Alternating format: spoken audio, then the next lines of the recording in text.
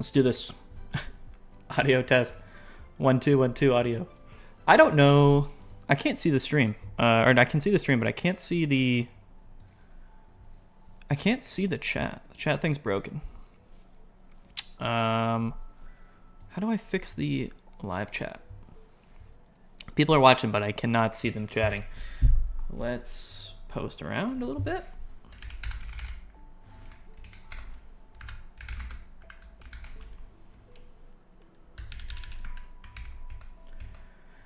All right. Yeah, I cannot see the chat, and that is definitely an issue. Let's see if I can fix this somehow. I'm not sure how I could fix this, but maybe somehow. Give me 1 sec. One moment as I try to figure this out. Let's see. Can we possibly... We'll get into it. Hold on. I need to like pull up my own stream so I can see the chat, because I cannot see the chat right now. Let me know if the audio is good. Audio might be too loud, even I don't know. But yeah, might be too loud. Oh, that's my own voice. There we go. Okay. Okay. All right. We fixed it. We've got the chat up right now. What's going on, guys? I can see your chats now. We're good. Audio's perfect. What's up, Mouse? What's up, Red? What's up, Rion? Donut, Pedro, Boomerang, Baggy. Let's go. Let's do it. All right. Regular Giratina for this deck works well. It does. Yeah, the small Giratina does. But I'm testing this one out. It's like a super simple, like tech-heavy, list here. It's probably kind of a meme. We're memeing today. We're going to play ranked battles, but we're playing it with kind of a meme here. I don't love really a lot of the decks that are doing well currently.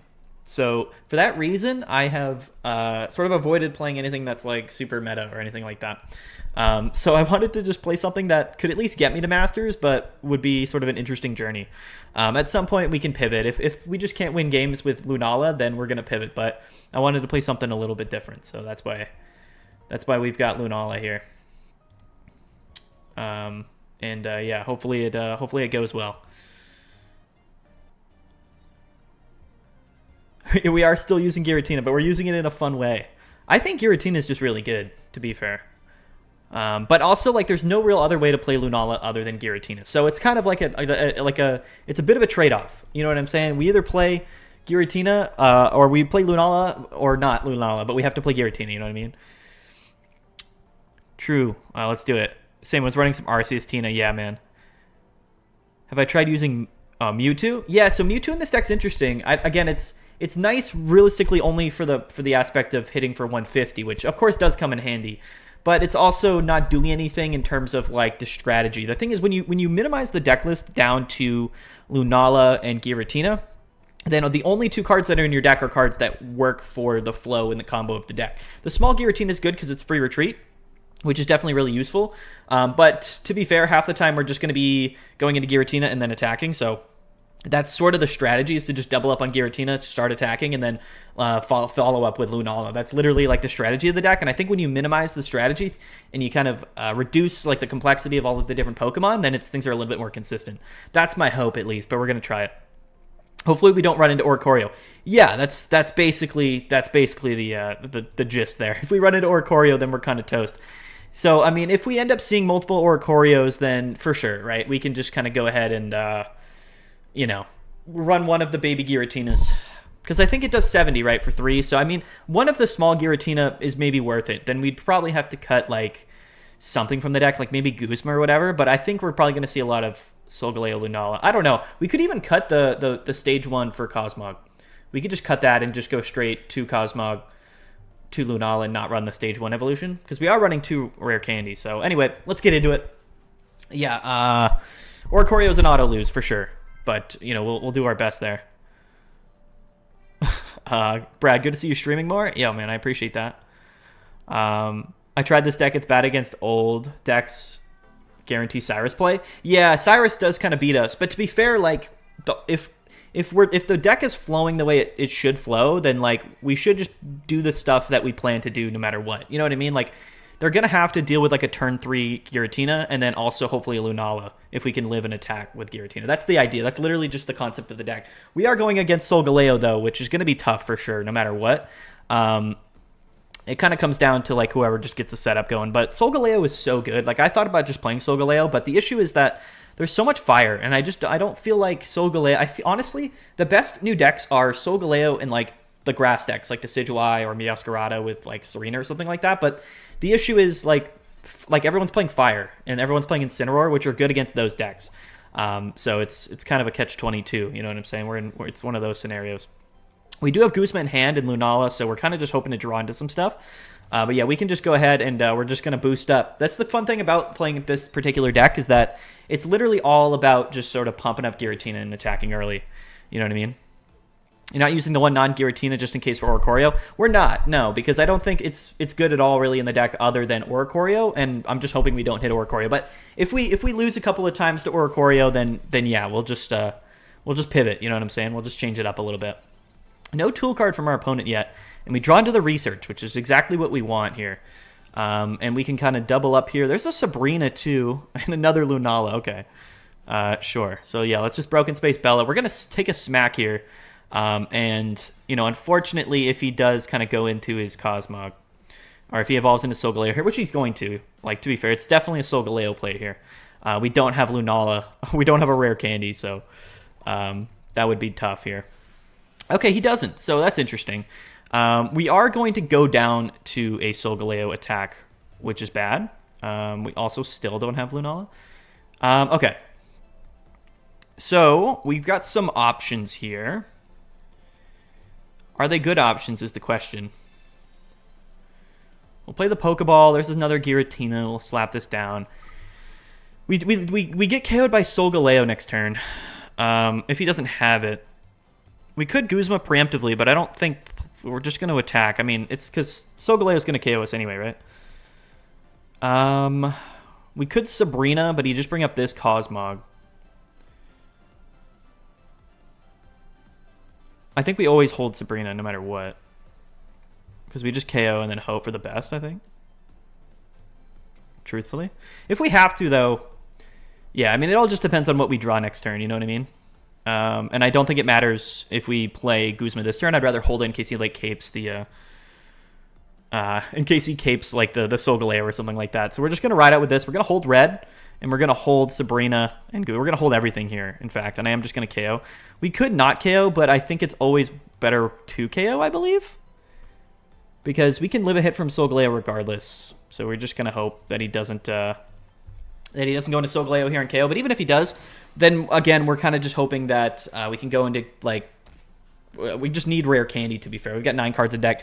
You would think that we've had at least one rare candy at this point, but our opponent hasn't either, so... Mads, your stream still said last night. What does that say? My stream still said last night. What does that mean?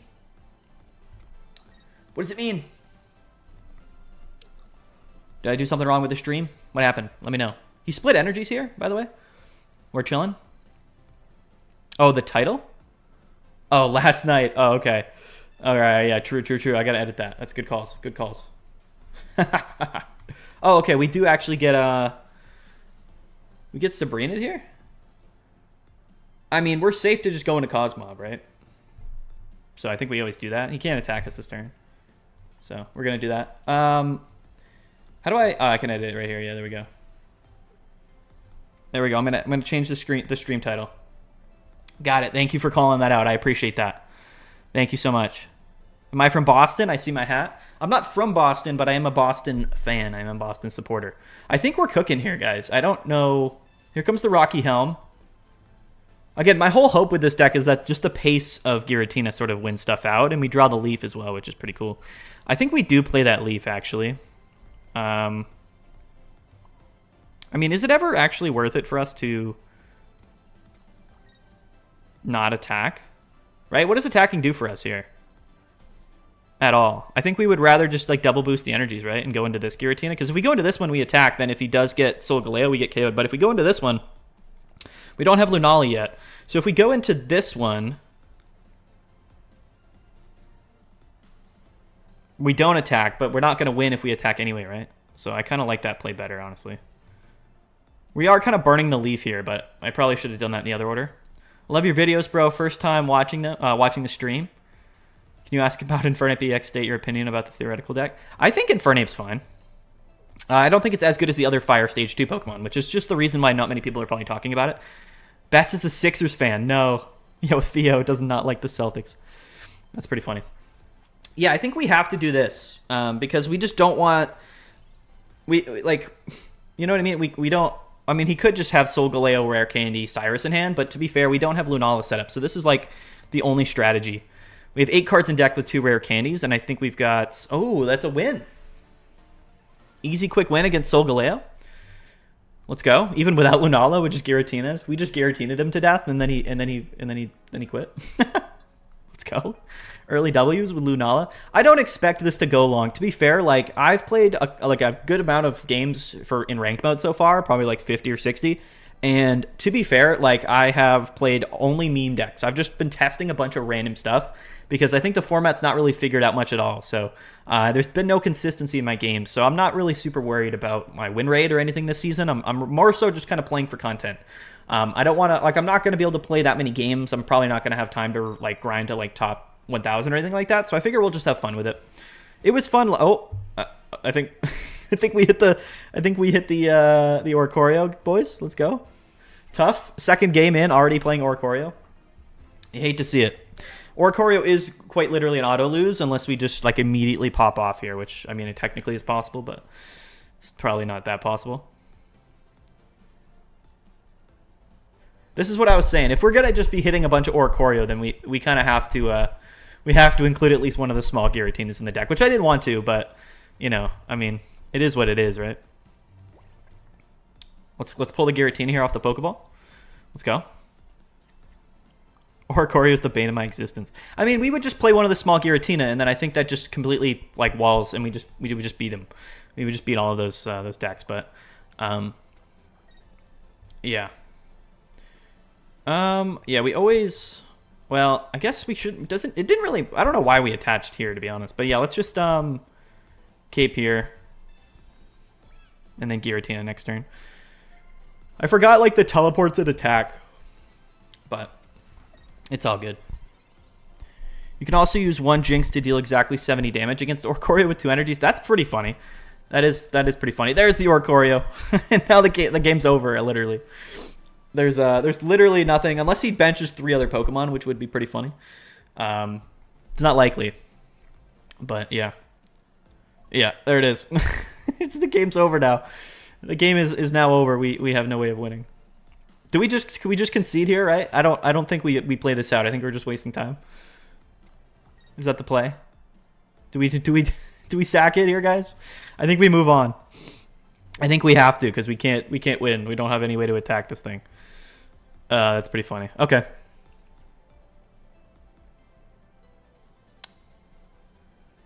I think we have to. There's no win condition, so we're gonna dip. Okay. All right. I wasn't expecting second game Oricorio, I'll be honest with you. So we'll make a slight adjustment. Okay. We'll make a super slight small adjustment here. Give me one quick moment. All right. Let's go in here. I think we cut the middle evolution. I think we cut the stage 1 for just a little small Giratina fella. I don't know where Giratina is or what set it's in, but we could probably find it somewhere. Is it in this set? Not. All right, we're gonna look up Giratina. Here it is. Yeah, so that's 70 damage for 3. I mean, I just think we just run this Giratina, right? Poor bird. It's the cost of business. Yeah, I think we cut the Cosmium. I mean, it's technically more consistent into Lunala, but yeah, the rare candies are always at the bottom of the deck. The upside, though, is like, Lunala isn't technically needed when we're playing like this, right? Because we can just use, like, Giratinas, which isn't, like, the most foolproof strategy. But you know what? We're playing Lunala, so we got to cut our losses somewhere. I need to edit this image, though. Is there a way I can do that? Give me 1 sec. I got to find a way to edit this image that's on my screen. Give me 1 moment. We're taking a quick detour here. I really just didn't. I mean, we might not hit any more Oricorios for the rest of the night, but because there was one just immediately in the, one just immediately showed its face. I think we're gonna go ahead and change it. All good. All right, let's put in the new image here. So I think, hold up.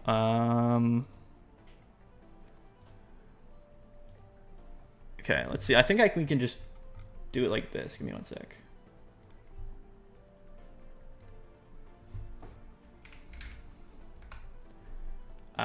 Like this. Bang! Look at that. Wow. It's like I know what I'm doing almost. All right, guys, let's do it. Let's get into it. Let's play some games with Lunala, and maybe just maybe we'll go positive in this video. Like I said, I don't have a lot of hopes for a lot of different things. Hopefully, you guys have enjoyed the videos. By the way, you guys have been popping off, watching all the videos. The support's been absolutely unreal, so I really do appreciate it. The channel's been growing. I'm having a great time. This expansion's fun. Like, you guys should ask a whole bunch of questions, because I do have some opinions on it for sure. The double Cosmog lead, huh? Double Cosmog lead is certainly interesting with the hand that we have. It's definitely not looking great, but let's see what we draw into. Solgaleo, probably the best deck right now. I mean, Solgaleo's really good, but it doesn't do good against Giratina Darkrai, and it doesn't do great against the fire decks, realistically. And a lot of people are still playing Giratina Darkrai in the fire deck, so it's tough. Like, it's kind of strange. Like, for some reason, the most popular new decks that people started to play in this format, there's our Giratina. That's exactly what we wanted. Pretty cool. Hey, I'm going to bench this Cosmog as well. We have a Leaf in hand, which is cool. So we're just going to I think we always commit to Giratina. I have to learn this deck on the fly because I don't really know. I haven't played too many games with this deck. Yeah, Charizard and Incineroar might be broken. I think it's just Incineroar. I think in the format right now, there's a lot of Solgaleo. Solgaleo is the most popular deck, but also like Giratina Darkrai and stuff. Like, I think, we're going to just go right into it. He's going right into it. All right. What can you do? What can you do? Yeah, he's got the cape. We do have Guzma in hand, but this is not going to go well for us regardless. I mean, we can cape the Giratina. There is a route here. It's just not a great one. I can't. Let's see what we flip here. Okay, we do flip heads. Okay, there's a Lunala, but we don't have what we need here. We got to think. So we always cape. We always cape the Giratina here. We need rare candy. This homie went turn 2 rare candy, so we're kind of stressing a little bit. If we let this Cosmo go down here, we can't though. We have to retreat because we're out of old energies. You know what I'm saying? Or he's gonna burn. So we could play our Leaf here. Just go into the other Cosmog. Double up on Giratina. He KOs the Cosmog. He wouldn't even KO the Cosmog, but then we could go into Incineroar and attack, and I think that's kind of like our only play. So, yeah, we have to do it. We're going to do it like this. I am going to play the Leaf here. We don't technically have to play the Leaf, but we kind of do, actually. So, we're going to retreat into the other Cosmog. Hopefully he doesn't have, like, something like Cyrus. I mean, if he did a few Cyruses or Sabrinas here, it's not a big deal. But yeah, then we double up into Giratina.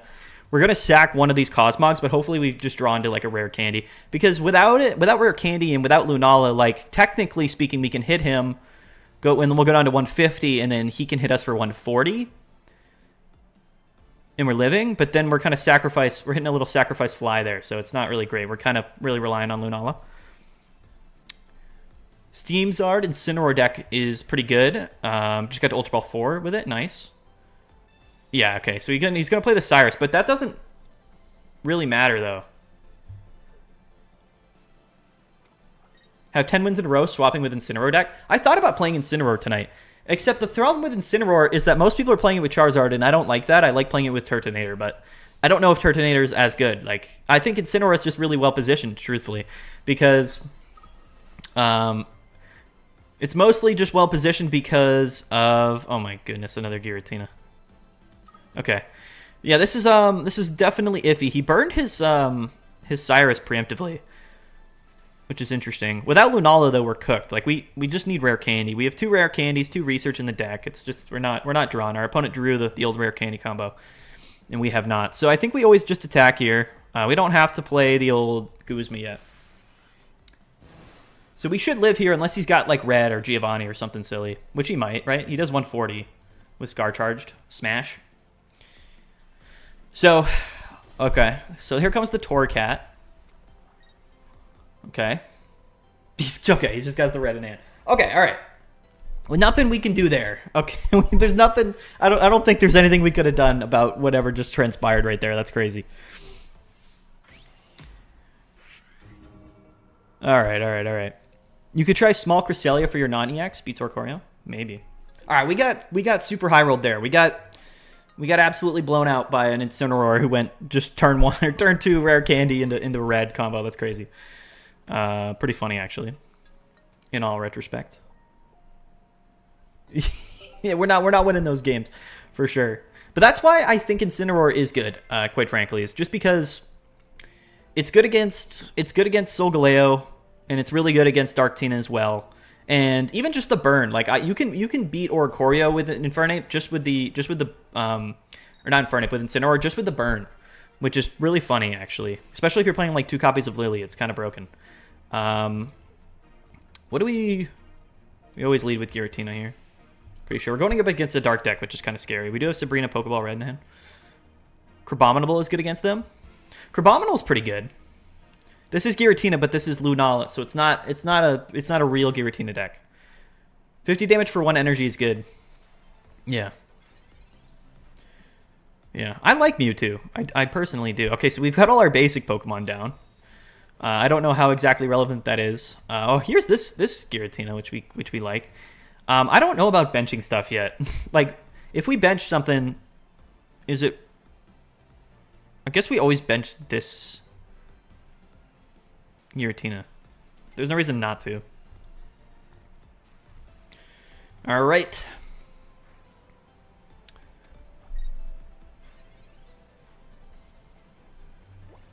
Yeah, regular Giratina is a must.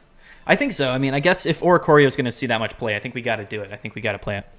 2 Mewtwo, 2 Giratina, 1 Cosmog, 1 Lunala, 1 Ralts, 1 Gardevoir. That seems a little bit inconsistent with the one-ups, but could be crazy. Against many matchups, you should cape small Giratina. Yeah, that's a good point. I like that idea. So then you go to 140, and then you're safe. Like against like Solgaleo and stuff, that definitely seems pretty relevant. Our Giratina is going to get chipped down pretty heavily here. The other thing I was considering is like potentially like we are playing 1 copy of Lily, but maybe we just play like Pokemon Center Lady instead or whatever. It's interesting. It's an interesting deck for sure. The Poison Barb is tough. We don't like the Poison Barb. The issue with this deck though is like some matchups we just can't take KOs consistently. You know what I mean? Because Lunala only does 100. And Giratina gets sort of revenge KO'd pretty often there. Okay, those 2 cards are not super relevant for us, but we're going to ride it out. Let's do it. Yeah, they're guaranteed win conditions at some point, for sure. I like trying to play like less Pokemon because Giratina is just so important. You know what I mean? And leading with Giratina is not even bad because half the time, like, we're just, you know, we're just using Giratina to win, I feel. Maybe our deck is terrible, though. Maybe Lunala is really, really bad. I also don't know if we're good at all against Giratina Darkrai, which is probably an issue, to be fair, because Giratina Darkrai is really good. I think right now, if you're playing a deck in this format, you're kind of pretty reliant on like playing a Giratina and Darkrai deck. That's sort of the issue here. We are going to get Sabrina, which is pretty funny. We have Leaf, so it doesn't really matter. And because we have Leaf, I'm actually just going to go into this guy. Because if I go into this guy, I have to attach, and then I can't attack next turn. And we need to KO with Red, and that's sort of the kicker here for us. We still need Lunala and like Rare Candy. There's Rare Candy, so there's something, I guess. Yeah, we're going to blow the Leaf here just so we can... Oh, no, we can't attack. Oh, I forgot. We're not doing enough damage because we needed Red to take the KO, which is pretty bad, actually. Okay, I forgot. That's a misstep. We misstepped there. It's no big deal. Okay. Let's see. I think we blew the Leaf, but I think we have to sack the Cosmog, unfortunately. Let's just do one of these numbers. That Sabrina was really ill-timed, truthfully. I'm at Ultra Ball 4 now. What should I play to rank fast? I don't know. I mean, there's a lot of options. Probably not Lunala, though, I'll be honest with you. Okay, so we're kind of cooked here regardless with no Lunala. We're just going to get KO next turn. I guess we could go into this Giratina, and technically we don't get KO'd, right? Oh, no, we do, because he's going to ping and then hit for weakness, right? Well, Cosmog is going down. R.I.P. Cosmog. I could have split the energies, but I don't think we ever win this game regardless, so it is what it is. I actually think the deck you're playing is close to the best deck in the game. I can see no possible way to win. Oh, we're going to get... Yeah. The Sabrina into the Cyrus here is probably the very worst thing that could have happened to us in this particular scenario. Our opponent just happened to play the 2 cards that he kind of needed for the play. Certainly not good for us whatsoever. If he didn't have Sabrina there, then we were chilling because we would have just KO'd. And if he didn't have Cyrus, we would have, at least not gotten KO'd that turn. But yeah, that's a lot of badness right there. That's basically worst case scenario, unfortunately. We're dipping. We got to dip. We're not going to play that one out. R.I.P. R.I.P. Lunala. It's not going great for us so well. How consistent is this deck without Iono? I don't know. I think Iono's good, but like oftentimes like one copy of Iono like does so little for your deck where like maybe playing another tech option might be better, to be honest with you. How is Crobat Arceus Dark right now? I think that the Crobat Arceus decks are really, really good, honestly. Chris, well, hello there. What's going on? I got into Master with Lunala / Incineroar pretty fast. I assume you weren't playing them together, but you were playing either one.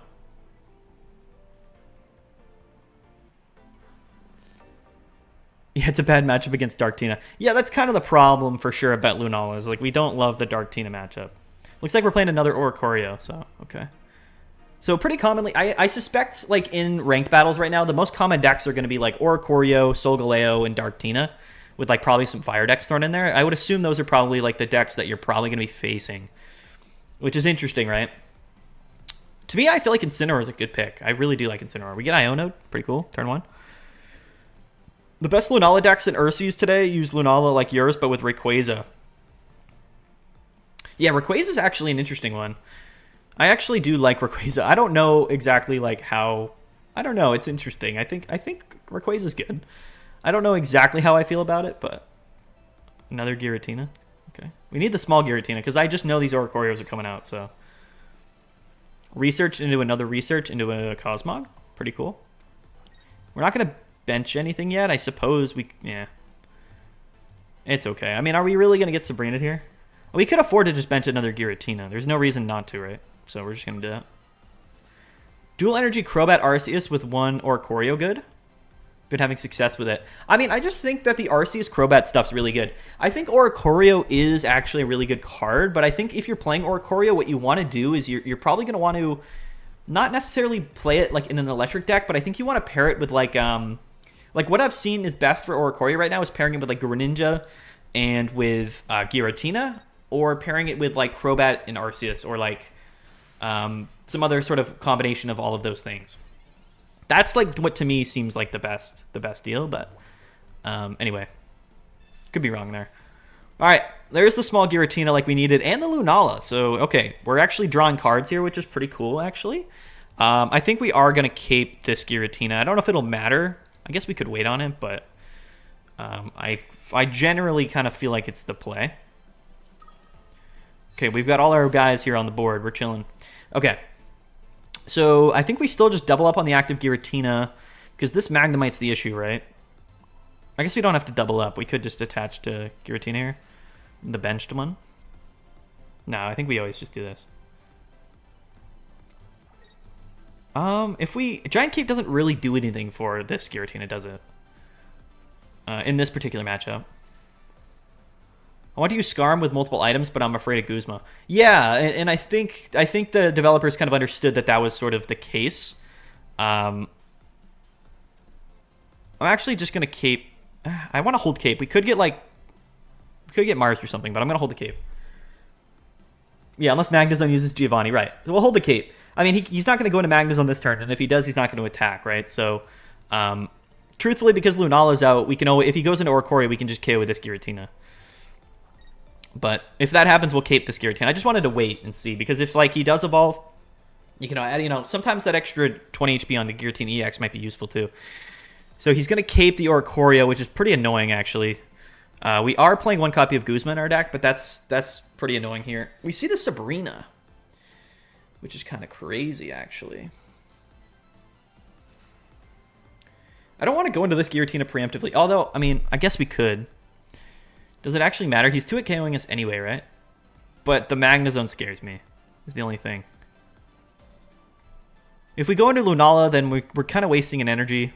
I guess we are just going to go in here, because I don't want to go down in energy. That could have been a misplay, but we didn't have a lot of time on the timer. If we get hit for 20 damage here, it's like whatever, for sure. But we'll just KO the Magnemite. And if he goes into Oricorio, we just hit it, and then we do our thing, I believe. Double cape. Okay, so the Guzma would be super good here, because unfortunately for us here, we're not, you know, we're in a stressful situation. Yeah, he's just going to hit, which is fine. So we can KO this Magnemite. Oh, the Sabrina's kind of gnarly. I guess we'll hold off on that. So if we attach and retreat, we can just KO the Magnemite, and then we just have the Oricorio to deal with. And then, you know, to be honest with you, we can just kind of keep attacking. We have Sabrina to kind of carry through, which I think is fine. We could also go into this Lunala and attack, which is probably better to keep Giratina's HP up. Actually, no, we're probably going to want to use Lunala as a pivot later. Do we attack with Lunala here? No, because we have to move all of the energy, so we're not going to do that. Because the thing with Lunala is you pick one Pokemon and then you move all of the energies, which like isn't good, like at all. You know what I mean? We'll KO the Magnemite. That way we don't have a Magnezone to worry about. He's going to go into Oricorio, and then we just go into our Giratina and we do our thing. That's, you know, that's all it is. That's all we've got going. All right, sorry guys, I'm trying to reach chat, but I'm trying to throw games.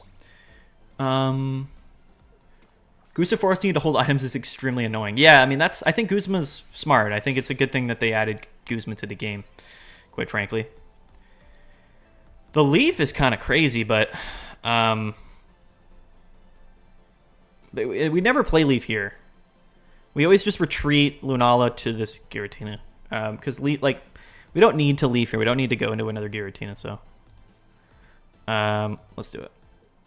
We're just going to retreat in, discard 2 energies, we'll move them over, and then we'll just attach one to like the bench or somewhere. We're flowing. Am I streaming on Twitch? No, I don't really stream on Twitch. It's probably beneficial, or it would be for me to do that, but no, I don't really stream on Twitch very often. We're going to attach this one just to Lunala, because that's the safest play here. I don't think playing Cape here really matters yet. I guess what we could do is like, I think putting it on this Giratina is probably the smartest move in case some weird Cyrus shenanigans happen. So that's what we're going to do. And we just attack. Spooky shot. Unfortunately, he's got Cape and we don't have Guzma, but Guzma's actually one of the 6 cards in our deck, which is funny. Instinct. Why no Cape? We have Cape. Yeah. There we are. All right. Well, listen. This is why we play the small Giratina.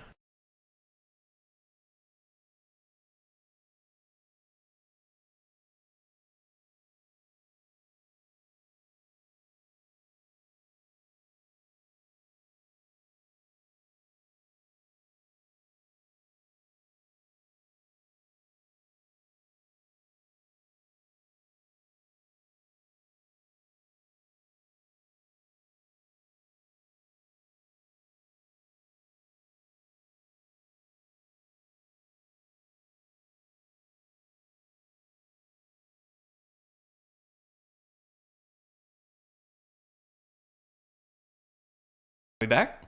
Hello? I think we're good. Although my audio, my desktop, my game audio is back. Okay, you guys should have my mic audio, but the game audio is not going to work. I don't know what happened there. That was kind of strange. The audio just cut out. I don't know what happened there. I don't know what happened. Okay, we don't have any game audio, which is kind of a problem. I don't know how to fix that though, because my microphone like got unplugged real quick, but then like my desktop audio flows through my thing. So I think we might have to reset like the game after this to get the game audio back.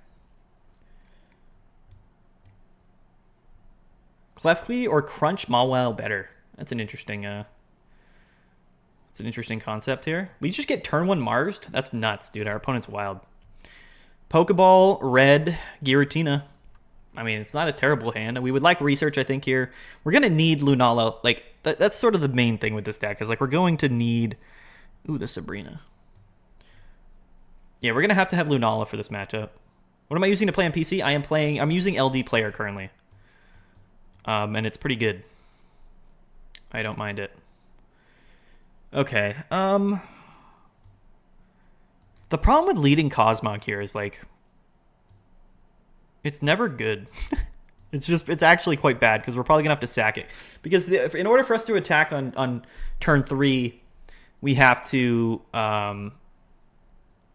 we basically need to draw into Leaf here. Because we can't take the turn not to Broken Space Bellow, which feels bad for sure. He's gonna like, yeah, okay. This is not like it's not terrible. It's not great, but it's not. We'll see. This whole matchup's bad. Rocky Helmet's also annoying. Rocky Helmet is, I think, a massive reason. This is so weird without the game audio. Rocky Helmet is so bad basically for the reason that it just fixes like all of the breakpoints. The Rocky Helmet's nuts. Okay. So we can attach here. Broken Space Bellow. This is actually fine. I forgot that we were going first or second. So he's going to have... Yeah, it's just not good. None of it is good. Because if we attack in here, we're going to get Revenge KO'd. So if we don't have Lunala, like, we're sort of cooked. Just not having a second Pokemon is really going to kind of screw us here. Or having Giant Cape. Mads is live. Let's go. There's another Cosmog, sure. Okay. We have red to take the KO. But do we ever do that? You know what I mean? We could Sabrina, retreat, attach, and attack. But I don't think that ever helps us because we're going to... Actually, no, he can't do 150 this turn unless he has red. So I think we have to play Sabrina this turn.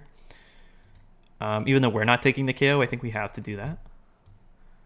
Because if we attack... We could just KO the active, but then we get KO'd back and we don't have like Lunala set up. So I think we have to Sabrina. Which feels bad. Cosmos' attack is good to swap option here now. Well, you can't attack and Broken Space Bellow in the same turn, so we're gonna retreat out manually, and then we're gonna hit into this Darkrai. That's actually the strategy here. I mean, I guess we don't have to. I guess we could teleport here, but I think we always have to just ditch the energies, unfortunately. But if we do that, the Giratina Darkrai matchup feels extremely bad no matter how we slice it, quite frankly. I don't think there's like ever a world. Actually, I might just go ahead and bench this Giratina and then Broken Space Bellow and just eat an attack here because we know we're living next turn. And then we can red KO next turn and then we'll have extra energies, potentially for if we draw into Lunala, and that's basically our win condition, which is bad. It's terrible. But yeah, that's it here. So if he doesn't have... I mean, he can't KO our active here, but we also do get KO'd here because he's going to hit us for, like, enough, I think. Like, and he'll just... Yeah, so we basically need Giant Cape for this entire thing to work, which it probably won't. We need Lunala. I don't know. We just don't have Lunala, which just feels bad, but... Yeah, anyway. Top decking Lunala would be fine here because then we could red KO and then we're at 130 and then we could hopefully just survive off Lunala, but it's probably not super likely. Okay.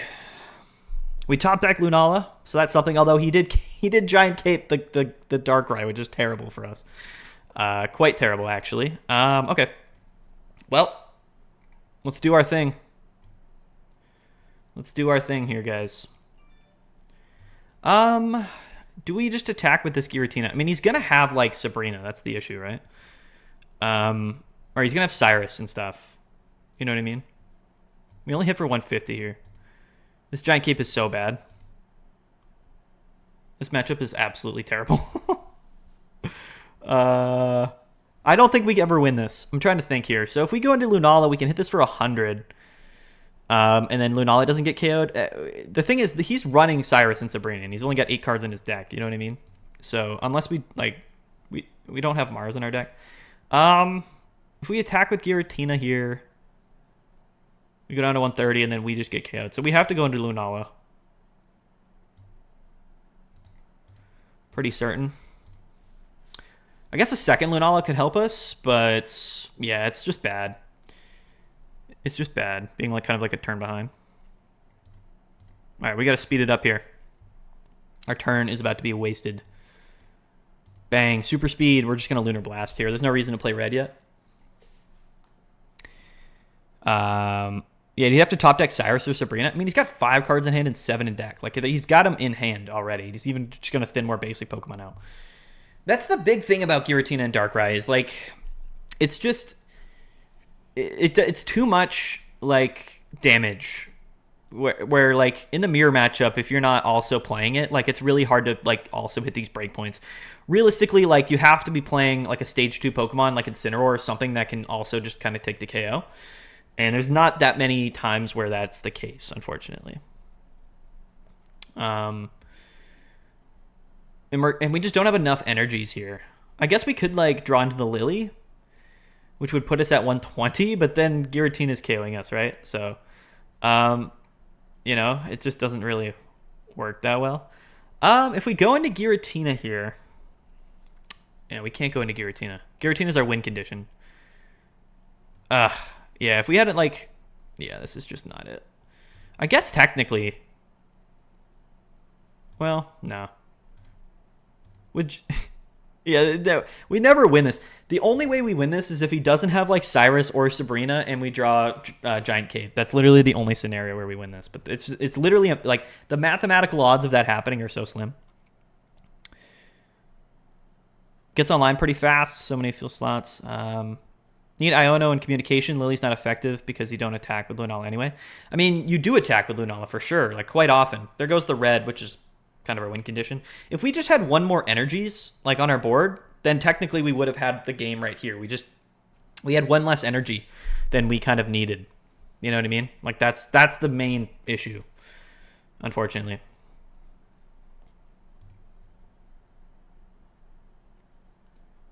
This matchup in particular is just bad. I think there's really nothing we could do. Like, we even still had the red after it. We even still had red. If we just had one more energy, we would have won the game. But there's no way for us to get that energy. You know what I mean? We just lose, and we don't have Giant Cape. So sad times. Yeah. R.I.P. boys. I don't know if this matchup is ever winnable. I'm trying to think. Like, I like Lunala, but the thing is, Giratina and Darkrai is just going to be way too common. And it kind of makes me not want to play Lunala, because I don't want to just kind of go into, like, an auto lose whenever we play Darktina. You know, because it just feels bad. But, I mean, hey, it is what it is. What fire deck do you think is best right now? Solo or duo, Charizard? Yeah, it's interesting. I mean, I think Incineroar in general is really good. I think if you're playing Incineroar, you either play it with Charizard, which is what the most common version is, or you play it with, like, Turtonator, which I think is also fine. Not a lot of people played Turtonator at the Ursa Days tournament today. Actually, I'm going to pivot. We're going to pivot off Lunala, which I know we went so deep into Lunala, but again, the Giratina Darkrai matchup's so bad. I just don't even want to deal with it. Pivot and show us how you play Turtonator and Incineroar. Let's do it. We'll play Turtonator and Incineroar. Let's let it rock. I don't have the deck list up on screen, though. I guess I could probably pull it up, or I could put the image up. Do I have the image, though, is the question. We'll get that fixed after. We'll figure that out after. Let's play some Incineroar. Yeah, usually chicken decks have a lot of heal. I run Mewtwo in my list. The 150 attack helps. Yeah, I mean, in that scenario, you're right. Like, but we still would have needed the 4 energy to attack. So I guess it really wouldn't have changed much anyway. I think no matter what. Oh, yo, the mirror matchup, the Turtonator mirror matchup. That's crazy. I think we always Pokeball first.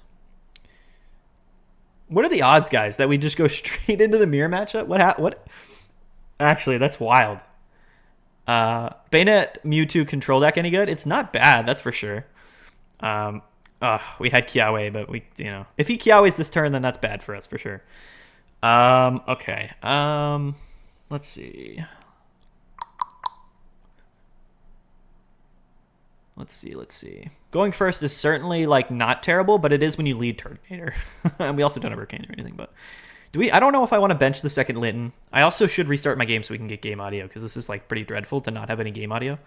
I don't think caping anything right now is, like, super relevant. So I'm going to bench the second Litten, and I'm just going to end. We're going to wait to cape. I think we always just cape the Incineroar anyway. I don't think caping Turtonator is ever going to do anything. I guess it could, like, against an Incineroar, but if he Kiawe is here, then we're going to get smoked anyway. I mean, I guess it's not that bad, because we could attach Litten Kiawe here. Oh, yeah, and the Torcat, which is cool. Yeah, so I think we always attach, and now I feel safe to just cape this Torcat. Robert, what's up, Mads? Been the most consistent deck you've run so far? I don't know, dude. That's the issue with this format, is I feel like everything that's consistent has its inconsistencies in this format. And that's just the reality of things. I don't know. I think Solgaleo is really consistent. I think Giratina Darkrai is the most consistent deck in the format, sure. But, like, still, by far. So, and it kind of stinks because there are... the Iono. He just Iono'd away Incineroar and Lily. That's terrible for us. Research Candy. Okay, that's a crazy Iono, by the way. But let's see if it works out for him here. This format's way too high roll. It kills so many of the fun decks. Yeah, I mean, I think it's not like it is kind of annoying, but it's also not like that bad of a thing because, like, I understand the high roll sort of discussion, and it is a bit of annoying. But another Turtonator. Okay, I think we just attack, and then hopefully we draw Incineroar here in the next, like, couple minutes, basically. Let's Pokeball, thin it out. There's nothing else actually to grab in the deck, unfortunately. 7 cards in deck, 2 Incineroar, by the way. Yeah, that's where we're at. That is where we are at. So he could go into Litten and attack here, but I don't think that's the best play in his part. I don't think that would be the smart play. I think you just still attach Turtonator and you attack and KO. I think that's probably his best play, but it's all going to come down to whoever draws whatever cards they need. We're getting a little bit unlucky right now. Like, we played 2 Research, which is lucky, but I mean, like, unlucky in the sense that we don't have Incineroar with 7 cards in our deck yet, which is not good. But we're definitely up on card advantage, which is definitely good. Snorlax Greninja was a good adaptation to high roll starts. Yeah. I think the issue with Snorlax and Greninja, like, the Snorlax decks are bad against Giratina Darkrai. What's up, Crimson? What's going on? Or Crimson Sander? Yo, Robo, what's going on, brother? My favorite deck so far is probably Decidueye. It's just there's too much fire going around and too much, like, I don't feel like Decidueye is, like, that good. Like, Meowscarada might, like, I don't know. There's just too much fire in the format, and it's kind of annoying that everyone's playing fire because the fire decks are very good. He capes Turtonator, by the way, which is nuts. That's a crazy play because now if we don't draw Incineroar, we're cooked. That's actually hilarious that he did that. Okay. Let's see here. Well, now, basically, I guess we have to still leave with Torcat. This cape's crazy. What do we top deck? Oh, it's another rare candy. Oh, no. Oh, Nelly. All right. Okay. Now we're just going to get blasted and KO'd, which is so bad, but it's like, literally, there's nothing else we can do. I mean, that's literally the play. We could have gone Litten first, but we have our candies in hand, so it's like, does it really matter? You know what I mean? If we don't draw Incineroar, we're going to lose either way, so it doesn't actually matter. But yeah. All right, let's see. There he is, finally. He shows his face. Okay, our opponent is probably also going to go into Incineroar here, which I think it comes down to whoever has, like, Lily, I think. I don't know exactly. I think we might just be a turn behind. So, I don't know. We'll see. Well, actually, we're turn ahead on energy, which is, I think, ideal. But if we don't draw, I think we're playing 1 Lily in this deck, so we're going to need it. You rarely see fire in like, tournament setting. Like, in tournaments, there's a lot of fire decks. There's a lot of Charizard. There's a lot of Incineroar. It's, like, one of the most common. It's, like, the second most common deck, truthfully. Our opponent does have 2 prize cards, which is scary because Turtonator's on our bench. But, I mean, what are you going to do? What are you going to do? All right. What does our opponent do here? Does he draw what he needs to? He split energies, which makes me feel like, no, yeah, okay. So that's pretty big. Ooh, the helmet's interesting, actually. We already played our cape, so I think we have to play helmet. I need to pull up this deck list. We gotta do some adjustments here, going into the next thing here. We'll do some. I'll reset the game so that we can get our game audio back, and then I'll pull up the image, and we'll just ride out, I guess, with Incineroar Turtonator for the rest of the stream. It's probably, like, a lot smarter than Lunala, if we're being honest with you. Rainbow Incineroar sick. I got 2 of them. Yeah, this card is probably one of the coolest cards in the game. Zard Incineroar was 8.7% of Ursa Day and the second most often after Solgaleo. Yeah, there you go. And again, okay, a little early dub there, and the mirror matchup's pretty good. Okay, don't go anywhere, guys. I'm just gonna restart the game, and then we'll, yeah. Thoughts on the Knicks Celtics series? I think it's gonna be 5 games, Celtics.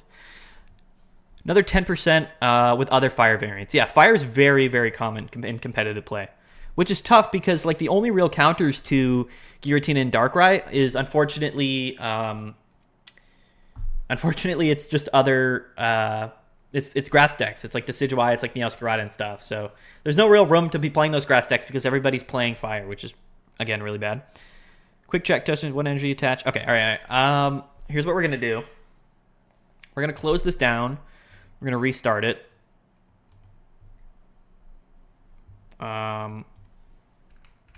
It's gonna look a little bit weird as it boots up. LD player is very strange in like how it works, but I don't think we're gonna be showing anything like super like weird in this. This is just LD player, which you guys have probably already seen before, but here it is. And then I'll get the deck list up, although I don't exactly know what my deck list is or what it looks like. So I'll pull it up and then I'll build it and get the image of it. It's going to take a minute, but don't go anywhere because we're going to hop right back in. Knicks will be lucky to win one. Yeah, I kind of feel the same way. I'm not going to lie. Somebody needs to bring Gyarados back for Tina Darkrai. Unfortunately, it's not very good, Gyarados right now, for a multitude of reasons. Let's open a booster pack while we wait. I have all of the like full art cards, except for Turtonator, which is funny. I don't know how or why. I think it's probably in the Solgaleo pack, but anyway, there's a free booster pack. There's something in the back here. What is it? What's it gonna be? There's a Vikavolt and another Cosmog. Woo!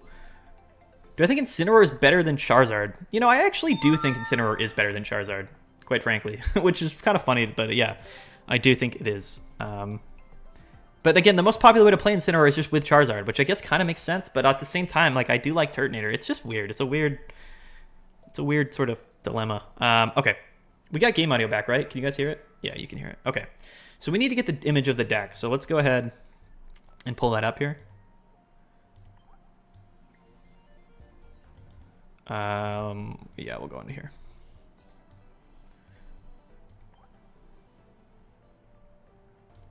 So what are we running?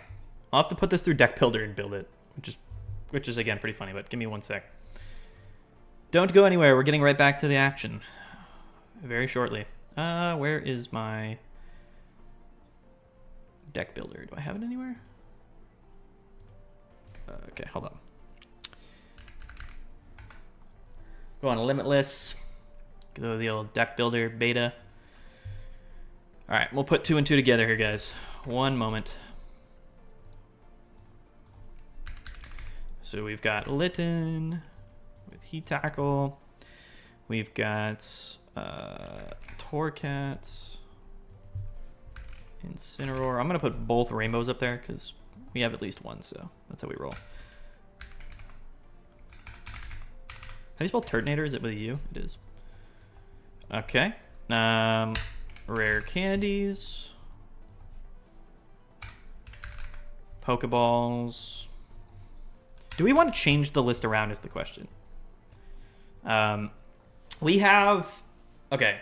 So we've got 1 Rocky Helmet, 1 Giant Cape, which I do think is correct. 1 Lily, 2 Kiawe, Sabrina, Cyrus. I mean, I don't know if there's really anything else I would change in the list. It seems pretty standard, so I'm not trying to deviate anything like too crazy here. So we are just going to keep the list how it is. Rocky Helmet is super clutch in the game.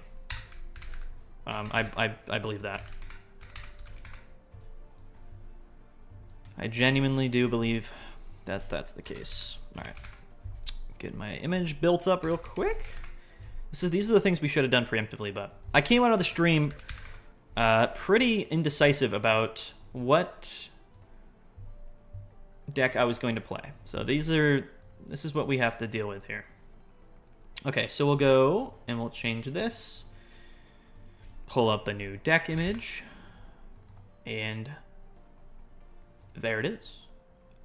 Boom. All right. This is now an Incineroar stream, ladies and gentlemen, with Tortnator. with Tortnator. Let's go. I mean, realistically, like, so the Incineroar deck with Charizard, like, I get Charizard and Tortnator are very different cards, but the majority of the deck is the exact same, right? Like, so instead of playing, like, 2 Tortnator, 2 Kiawe, where you're playing Charmander, Charmeleon, Charizard, and then, like, I guess one other card. Which, so I guess you do get the advantage of maybe having one other tech card option, but no Kiawe in hand, but we do have research. So I guess, like, that's the difference. But the 90% of the deck is still just the basic, like, Incineroar strategy. So I don't... okay. All right. I like our hand, actually.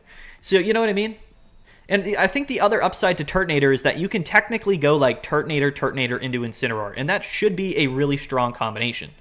Unless if you don't get Kiawe, then you kind of are toast. But Turtonator is a basic Pokemon with 120 HP. Turtonator Kiawe is a really good combination. It truthfully is. Plus, also, Oricoreo's running around, but I guess you don't really need Turtonator for it, but it is an option, you know what I mean? But anyway, I like Turtonator. Like, I know it's not the most popular way people are playing Incineroar, but I actually kind of like it better still. Let's see if we can draw Kiawe here with 12 cards in our deck. Nope. So here, like, in a scenario where we have Turtonator, Incineroar, I don't think we ever, like, genuinely, I don't think we ever bench the other Lyn. There's just never a world where we would ever decide to do that.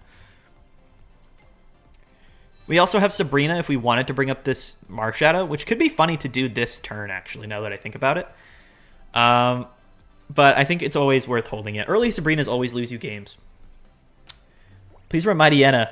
Illusion, dude, you were in here like a week ago asking about Mightyena. You are, listen, I'm not hating on you, but you are certainly very dedicated to the old Mightyena strat. Okay, so the Skull Fossil into Marshadow is interesting here, right? He's going to keep jabbing us. We do have a Cyrus in our deck. This Turtonator is probably just going to go down. I'm like, no cap, you know what I mean? But this Hitmonchan is going to go down before the Turtonator does. Still no Kiawe, but we can research into something spicy here. There is the Kiawe, which we like. This Pokeball is going to find nothing. Okay. So here's the deal. Next turn we can Kiawe, which would be funny. The other thing too is, like, if... Yeah, okay. So if Rampardos KOs this Turtonator, then he takes 70 damage, which brings him down to, like, what, 80? Right? Which puts him then in range of just Incineroar KOing even at full HP, which is crazy. Now here's the crazy part. Do we actually... Sabrina here would be so funny, but we don't do it. I think we always Kiawe the other Turtonator, right? Because if we Kiawe the active Turtonator, he could just retreat into Marshadow and KO. And then we're down all of our energy. So I personally think that we should always Kiawe this one. That's my 2 cents, personally. Oh, I forgot to attach. Oh, no! I forgot it ended my turn. Oh, gosh. We're noob status over here, guys. I'm talking. I'm explaining stuff. Jeez Louise, I'm terrible at this game.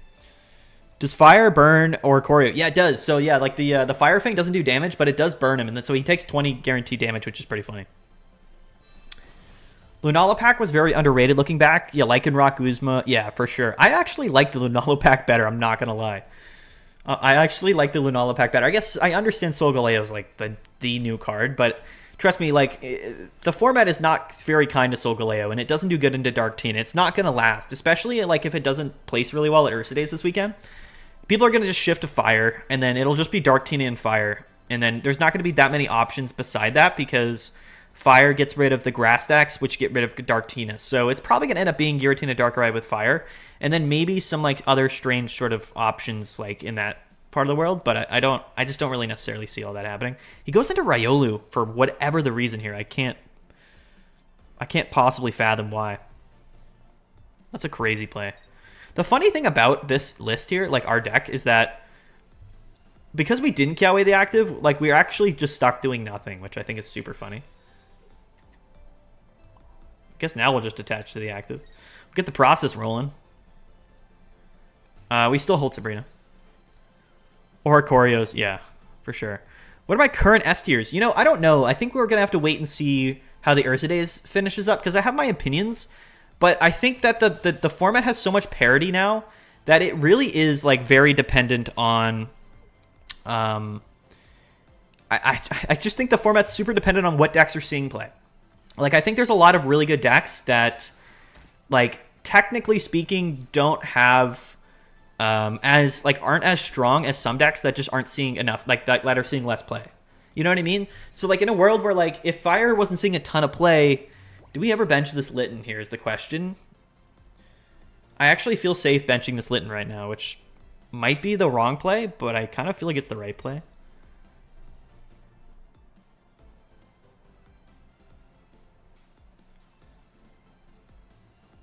If we bench this Litten, like obviously, but we can just rare candy into the other Incineroar next turn, right? So it's always worth it. It's not like he's going to KO this Litten this turn. He's got no way to do it. So because we have rare candy and Incineroar in hand, I'm actually going to go ahead and do that. We're going to KO the Lucario, which is good. This Rampardos can come in and just attack us, which feels bad for sure. But then we can just sort of Sabrina and then KO with Incineroar, and then I think that's GG unless our hand gets disrupted here. I'm pretty sure we win. Water decks aren't that bad. The problem with water, though, is like nobody wants to play it, and we do get Sabrina, which is interesting, actually. So,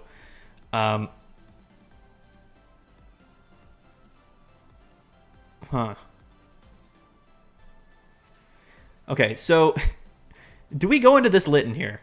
I don't think we do, because then all he has to do is KO Turtonator.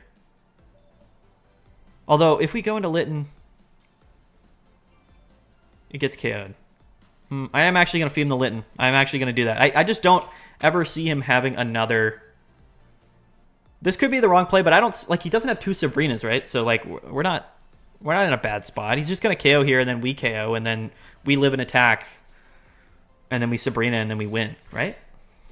I could be just absolutely kerfuffled, but unless he does go into, like, another Rampardos, then yeah, that's bad for sure.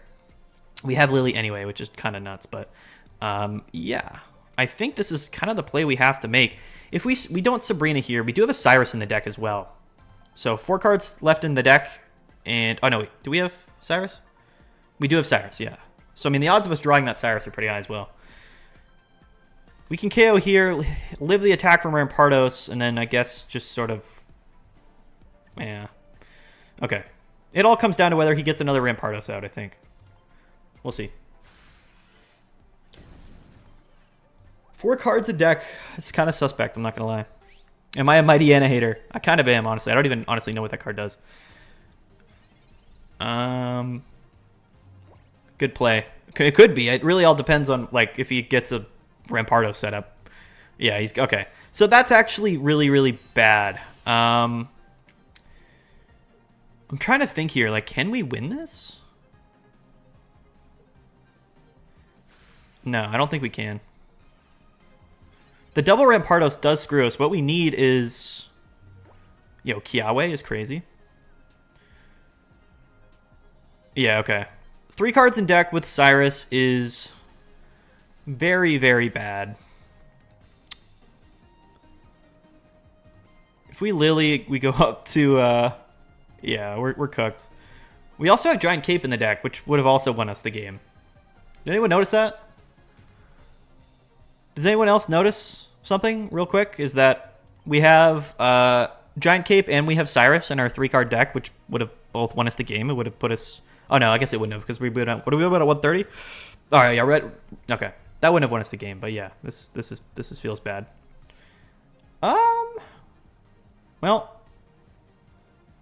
R.I.P. Yeah, Cyrus was kind of the play. It's unfortunate. Oh well. I don't think there's anything we can do. Do I consider having red in the deck? Red is good, for sure. At the same time, like, it doesn't help us against Rampardos. It doesn't help us against... you don't really need it in the Solgaleo matchup. And you don't really need it in Giratina and Darkrai either. So... Alright. I'm just trying to think. I don't know if there's anything we could have done in this matchup. I think it just comes down to the fact that we couldn't Gust. You know what I mean? Like, if we just didn't have... Like, all we needed was Cyrus. I think that's really it. You know? 3 cards in deck, no Cyrus. I think just put us in a position to lose, to be honest with you. Holy BM. Thoughts on Gengar now? Gengar's fun. It's just not. I don't think it's as good as a lot of the other decks. To be fair, we are certainly not climbing very quickly here. But let's lock in. We're gonna lock in with Incineroar, and we're gonna climb like a madman. Yeah, I don't try to pick apart our deck after that loss. I think it just comes down to like we got locked in with Turtonator, and we took 3 turns to Kiawe, and also didn't draw Cyrus. Like, you know what I mean? There was just some unlucky things there. I don't think it was a lot about our plays. I guess what we could have done, I'm trying to think, like what we could have done was been a bit more aggressive and just Kiawe'd that active, even though he could have just KO'd us, and then we could have just gone into Incineroar and gone from there. But I still don't believe that was the wrong play. We also are leading off with Incineroar Rare Candy, so we kind of like that. Crobat Arceus Lima's so good? It is, yeah, for sure. I don't know about Turret. Supporter ends the turn. It discards on attack. Yeah, but that's fine, though, because Incineroar just attacks for 1 energy anyway, you know what I mean? In case we get just, like, Giovanni'd here, we're going to Cape the Linton. Does that make sense? I don't know if that makes sense. Like, I think Turtonator's fine. Like, Charizard's fine, too. I mean, I'm not saying it's better than Charizard, but it's like we got to pair something with Incineroar. So it's either Charizard or, you know. Incineroar, you either win fast or brick and lose fast. Yeah, that's probably true. Wasting that first energy on Kiawe low-key sold you. Did it, though? I don't know if it actually did. I also kind of thought that went through my brain, but I don't think the extra energy would have mattered. But there's our Turt. All right. We're just going to go ahead and attack this Skarmory. Leading with Incineroar is, like, not terrible, but it's also at the same time, like, it's not great. You know, we are going to get poisoned here, which is bad. The other thing about Incineroar is, like, maybe running 2 copies of Lily. Like, if you played Charizard, I guess you could have an extra card in the deck and then play a second Lily, and that might be better because you're only playing Stage 2 Pokemon. That might be a scenario where it's better. He stays burned. Doesn't actually matter, but... Maybe that could be a big advantage to why maybe Charizard would be better. I'm trying to think, like... Is Lima the move? I'm going to run Arceus Crobat Duo. Maybe with Darkrai too. I don't know. Like, Lima's good, but at the same time, like, Arceus is coming in at the end of the game. So it's good if you're leading off with it, right? It sort of acts as like another Leaf. Like, it does give you a little bit of flexibility, but I don't think it's like any better than just playing Leaf in like most scenarios. That could just be like a wrong statement, but that's actually how I feel. We're going to just actually get destroyed by Double Skarmory here. I think. Oh, no, he actually just goes into this one. He got rid of my Cyrus, which is sad. Because now we're taking poison and the Rocky Helmet damage, so I think we actually do just, like, lose here. Yeah, we're definitely going to Cyrus. 1,000,000% here. I don't think we ever commit energies to Incineroar here either, so let's just go ahead and do this.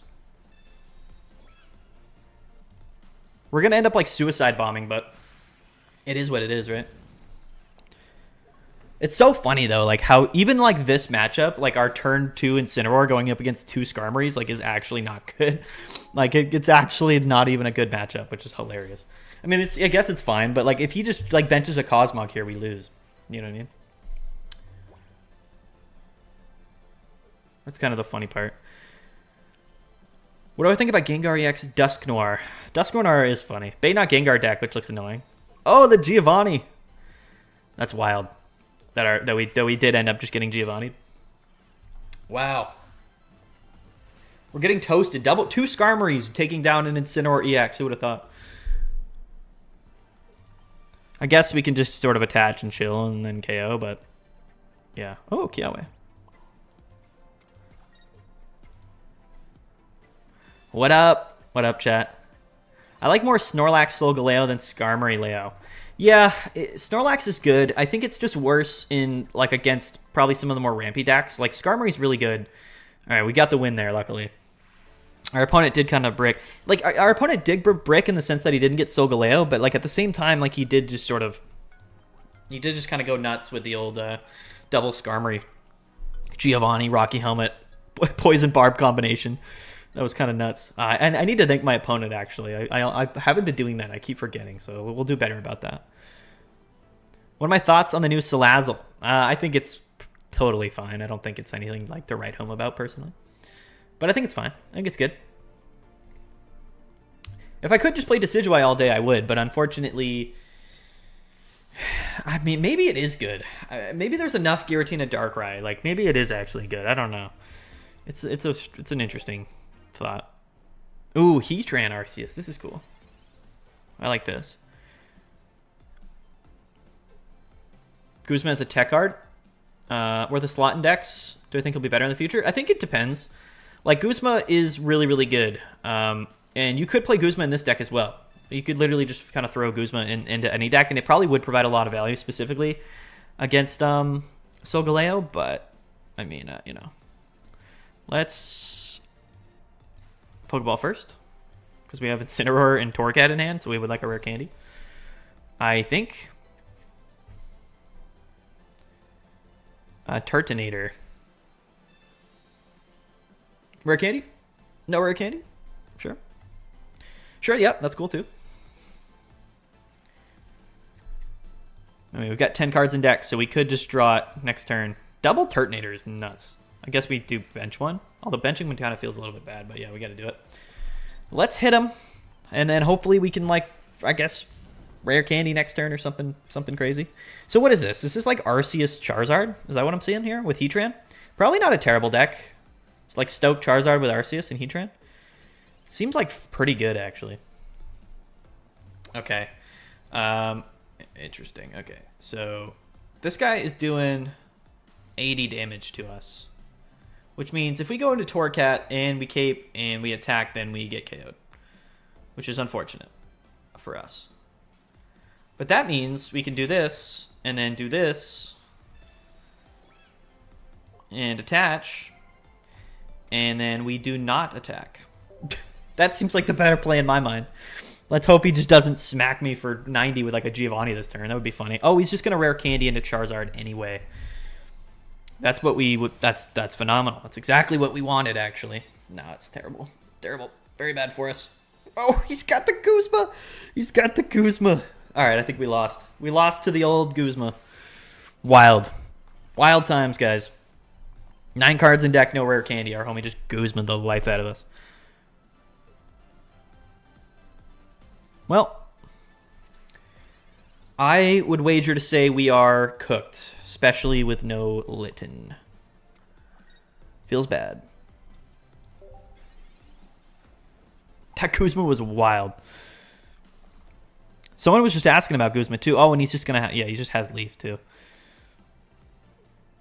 Is he not even playing Arceus? I mean, I guess maybe he is, but yeah, he's just gonna go ahead and Steam Zard his life away. You know, actually though, there is a world where we don't lose this. It's just not very likely. We just need Litten like this turn. Oh. Sure.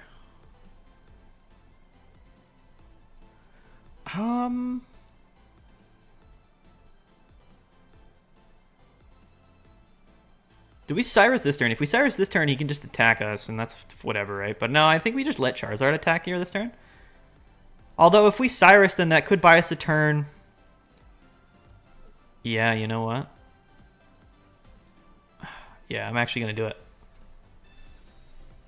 Have I tried the Bayonet decks? Do I recommend them for climbing? They're really, really good. I just think their matchup spreads are not that good. You know, like there's just a lot of scenarios where they kind of just lose. Oh, okay. Goodbye, red card. Goodbye, Incineroar.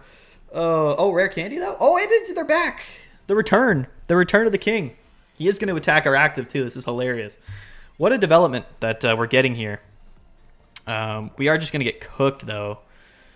Yeah, actually, I don't think we ever win anyway, because...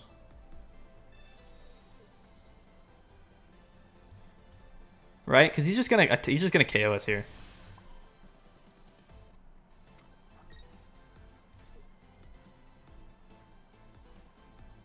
Yeah, unfortunately, if we didn't have, yeah, because we're just gonna get double banged by this Charizard. Unfortunately, we do have Sabrina left in the deck. That would be pretty cool. That would be a homie move. We'd have to go, I think, like Sabrina into, yeah.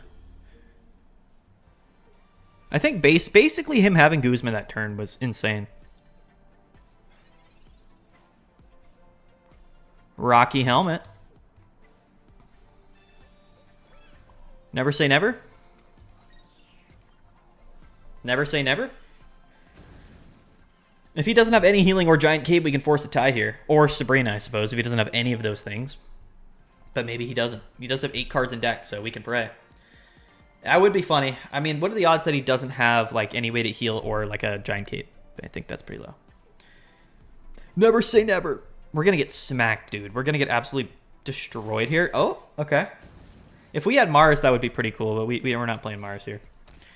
Yeah, he goes down to 160. We hit him for 140. So if he doesn't have Sabrina or Cape or anything that would be useful to him, then we could win here. But let's see. I guess the Cyrus play was bad. I don't know. Was it bad?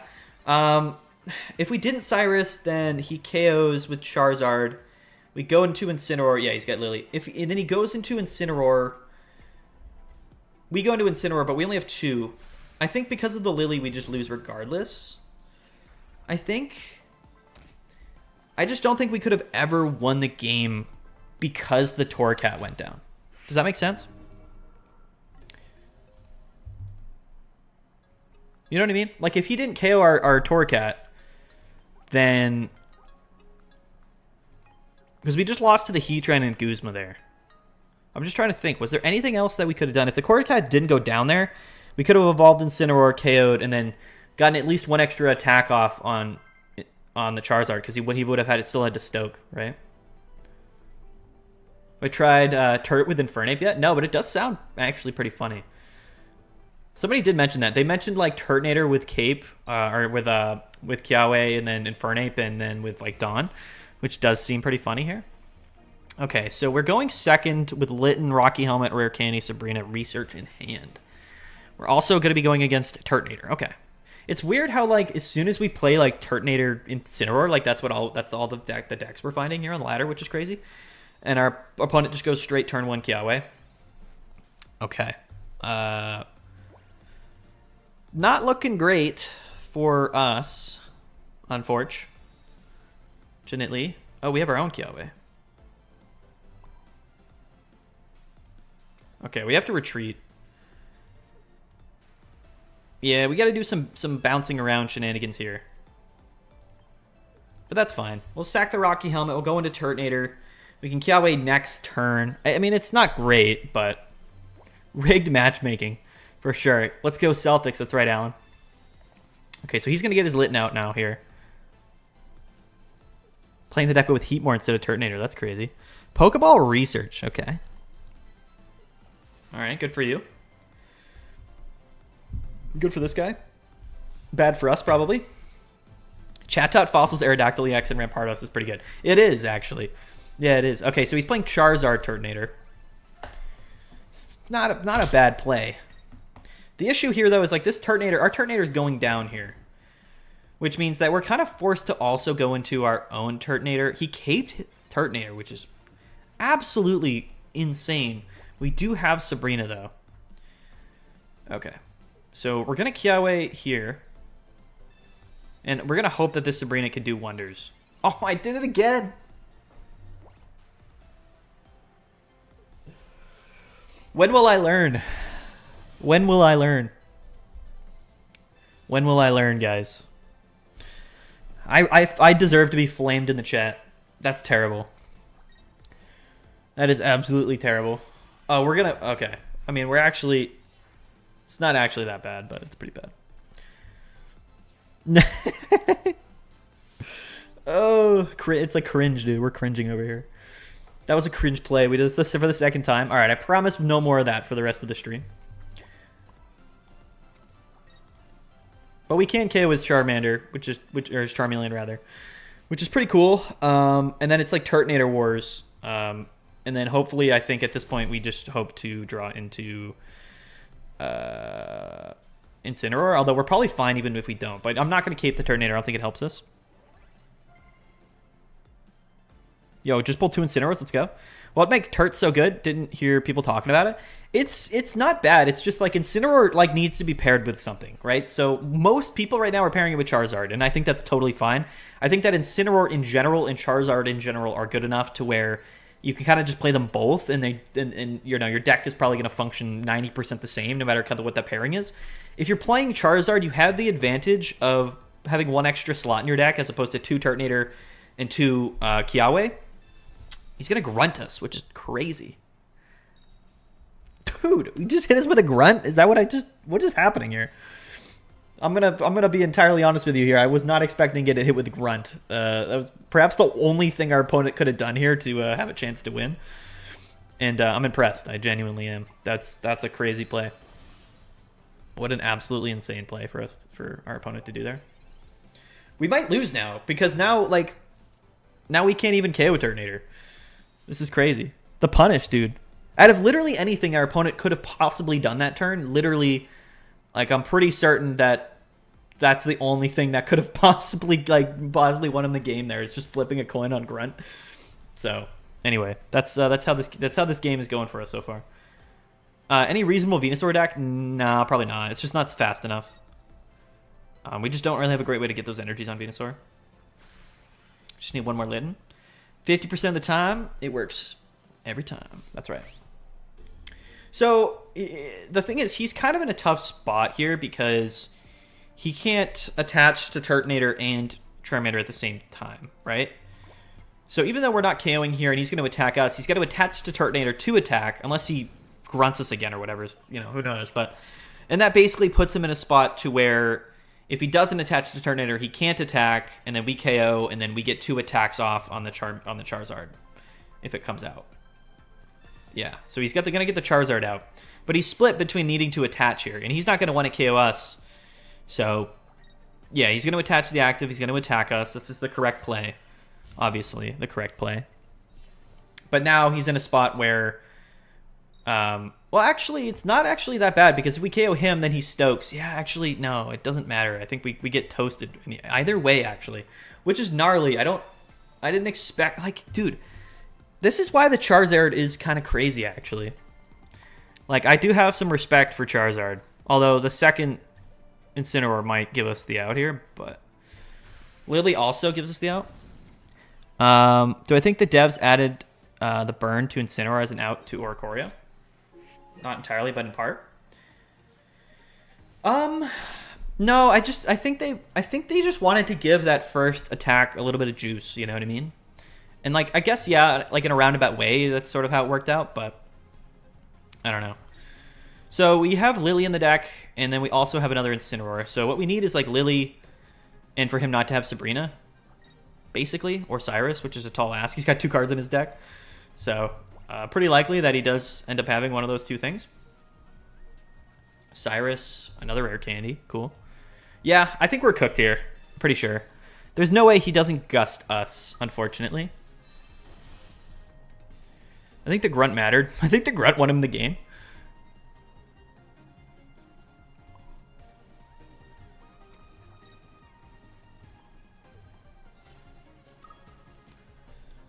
We're the Dark Tina matchup now. Didn't see one after you switched to Fire decks. Yeah, right. Now we're not hitting any Darkrai Giratina. Go figure. He definitely has Sabrina / Cyrus, so we're cooked. And this man literally has 1 card in his deck, and I don't think he's played any Gust yet. I mean, maybe he has, but I don't think so. No, he literally hasn't played a single Gust card in his deck with his whole deck in hand, so that's GG. Yeah. Oh, he's just got a Lily, actually. Okay. Okay. That also works for him. I mean, I guess if we draw Lily, then we also technically have a chance. Oh, he gets burned. The burn. We don't have Lily, though. Right? He goes down to the burn, right? Pretty sure. Nothing else we can do, to be honest, so let's let it rock. Right? Isn't the burn guaranteed? Yeah, look at that. How is he not playing...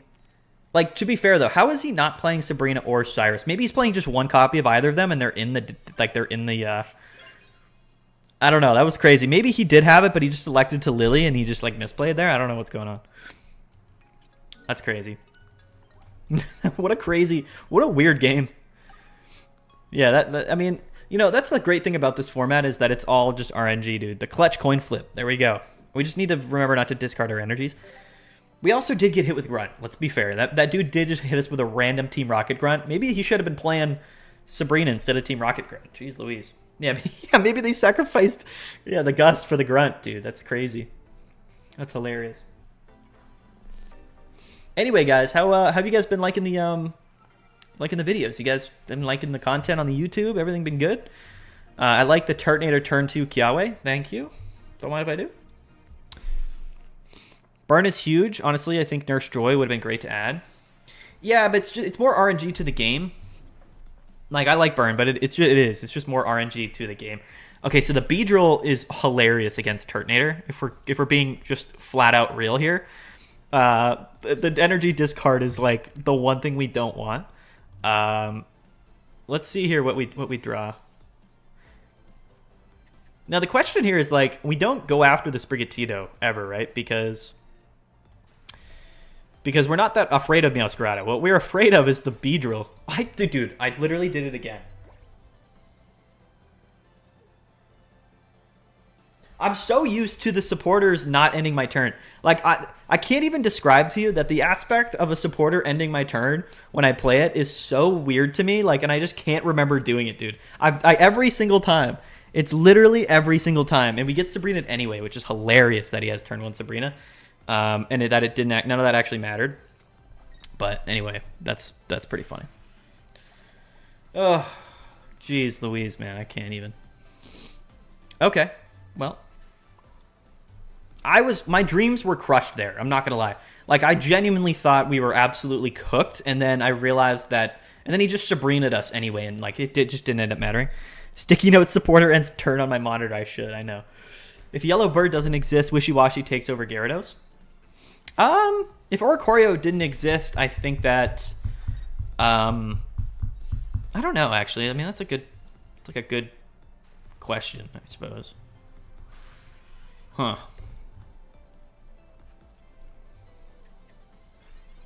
Dude, it's like... Oh, the second Kiawe is wild, by the way. Oh! I almost did it. I almost did it. I didn't do it.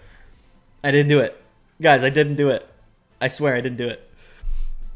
We're chilling. It's okay, I'm a genius. Where do we attach to, though, first? Do we attach to...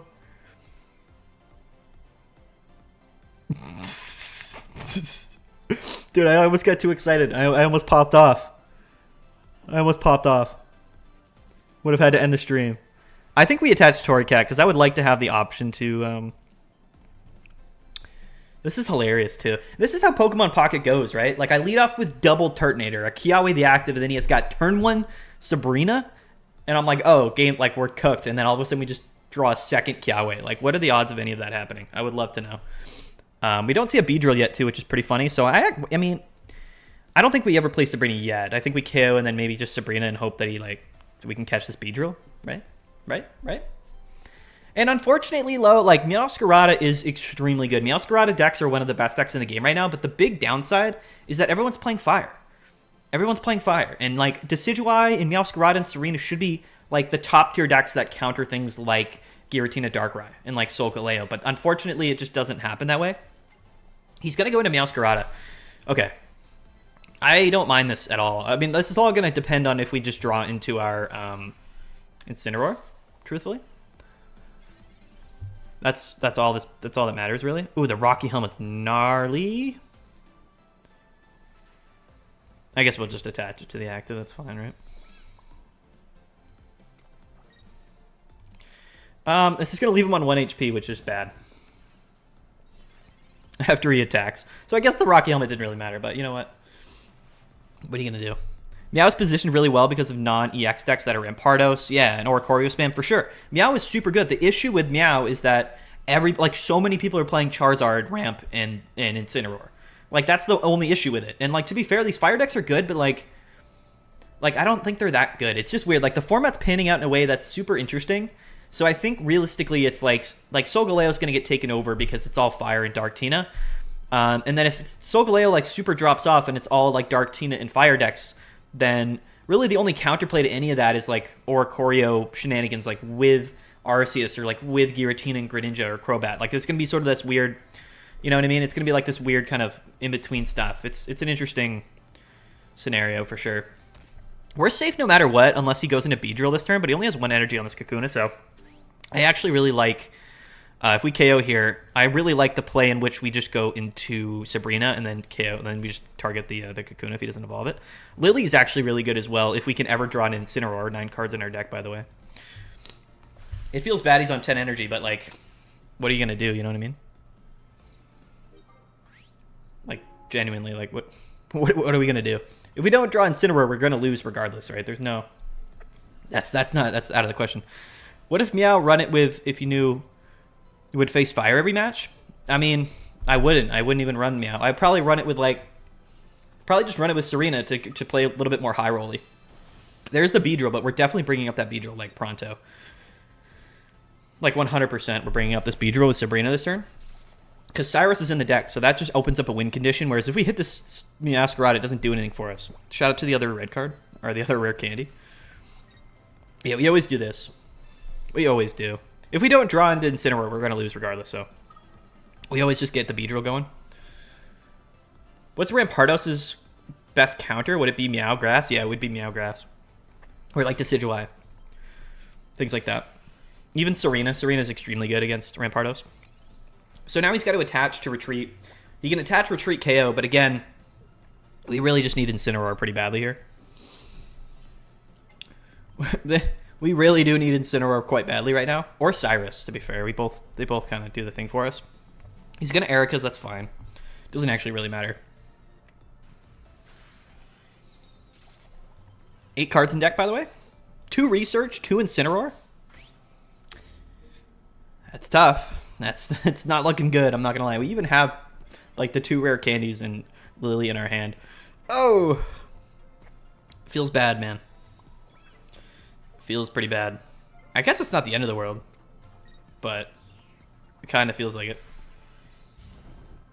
We've got 1 more turn to find Incineroar. This game is cooked, man. Double Research, double Incineroar. It's 7 cards in our deck. Does not feel great. I'll be honest with you. Pukey Wall is funny into Rampardos. Yeah, it is. That Erika's... Oh, he's going to fully heal up the Beedrill, huh? Yeah. Does that matter? We have Lily, so like that just shouldn't matter. I don't think. All right, guys. R.I.P. R.I.P. the dream. 6 cards in deck, double Research, double Incineroar. Oh. We hate to see it. We do hate to see it. What rank am I? Ultra 2, I think, or whatever. I'm like what I started in. I haven't gone beyond it yet. Especially not with the luck we're having right now. Definitely doesn't feel good. What if we drop the tools for our communications and another healer? Yeah, that's a good idea. I don't know. I think the tool cards are just really good in certain scenarios. Because Kate brings us to 200 plus Lily. That's effectively 260. So there's a lot of scenarios where we're living. Especially against like Solgaleo. And Rocky Helmet as well is like a big win condition. Anyway, we're just going to ride it out. We'll change the list maybe later. And again, we're playing Turtonator, but like maybe we would just play Charizard. Maybe Charizard's just better. But I'm not changing around the deck again. We're just rocking with Incineroar here, for sure. Decidueye Lurantis is better than Meow in my opinion. I think that Decidueye Lurantis is good. I just think Meow's better than Decidueye in the format, at least right now, which makes me feel like I would rather play like Meow with something. Which is probably Serena. I think the best partner for Meow is Serena and not Decidueye. I don't know. Okay, so we can end on a Kiawe here. Yeah, okay. We have rare candy. I mean, to be fair, we could just top deck the Incineroar. That'd be cool. But yeah. Anyway. I guess we'll bench it. We're going first, so we didn't have an energy to attach there. I did check though. Thoughts on trading 1 Turt for 1 Communications? I think if you're playing Turt, like you're gonna play 2 copies of it. You know what I mean? The only time you would play Communications is if you're playing another Stage 2 Pokemon, I think. Or if we were to be playing like 2 Torracat. I think is the only other time we would be playing Communications. Which means we'd have to cut a bunch of stuff. And like you said, we could cut, you know. That's the thing. If we weren't playing Tart and we were just playing like 1 Charmander, Charmeleon, Charizard, then we would have an extra space in the deck because we'd cut 2 Tart, 2 Kiawe, and then what we could do then is just play... what we would do then is just play probably another Lily. Probably. I think another Lily would probably be correct. What's up, Turtonator? Jeez Louise. Okay. I think we always... Do we just sack this Litten here? Do we sack this and attack? That way, even if he evolves, we can KO next turn with Turtonator? That feels bad, though, because then... I feel like we have to, actually. Well, if we... no, I guess we could just attach, not attack. And then if he does... Even if he does evolve, we KO. So I think we just attach Turtonator and we pass. Actually, that's probably a smarter play. How would you feel about Incineroar Talonflame or Incineroar Ninetales? Talonflame is actually pretty good. Is it better than Charizard, though, is the question. It actually might be... It'd be interesting. I just think, like... The upside to playing Turtonator is you're playing 2 copies of it. Right? So, like, you can technically go Turtonator into Incineroar. And then that forces your opponent to go through 3 Pokemon. That's really it. You know what I mean? And I think we're seeing that a lot, like in a lot of these decks too. Like Solgaleo has double Skarmory, so that you have to go through Skarmory, and Solgaleo. And I think with Decidueye decks, like that's probably why you also run like 2 Lurantis or 2 Meow, because you force them to go through like 2 of those single prize Pokemon and then go through your stage 2. Oh, he's gonna cape the active. What an absolute mad lad. What a crazy, like a whole crazy sequence here. They always have the capes, dude. We're always foiled by these darn capes. They're just crazy to me. All right. Let's research into Incineroar and just smack this active here. Yeah, that's what I like to see. Okay, hold on, though. Double Incineroar. It's funny. Okay, if we evolve Incineroar, we go from... We're going to be at 160 HP. I actually kind of like that better, though, because we have Lily. 160 plus 60 is 2... That's only 220, which means Magnezone is 2 at KOing us. Unless we draw Giant Cape.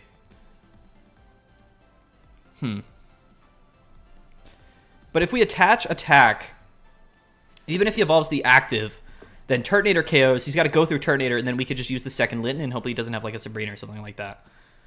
So I actually like that play better. That might seem bad, but I actually think this is the correct play. If we retreat and hit with Tort, I guess so. Yeah, because then he can't KO us anyway. I guess you're right. That's probably better. We're wasting the energy, but I guess we don't really need the extra energy on the Incineroar, right? And we can just rare candy. When did I bench this Litten? Do we know? I'm going to just rare candy it up anyway, because we already have another Incineroar in our hand. Let's do the rainbow one, for sure. Yeah, we'll do this, and then we'll attack with Turtonator. Oh. I think my timer went off. I think I was thinking too much. I was talking for too long. Oh, gosh. Feels bad. We're doing bad. Things are bad. Things are happening. LOL. Maddie just uploaded an updated Blastoise deck video. Yeah, we did. We need to lock in, guys. We are not concentrated at all in this video. Like, whatsoever. We are not concentrated at all. All right. We got to lock in here. We're fully locked now. Fully incredibly locked in, that is. I'm actually going to start committing to this Turtonator, which seems funny, but I am going to do it. We're in shambles. This is peak gameplay, guys.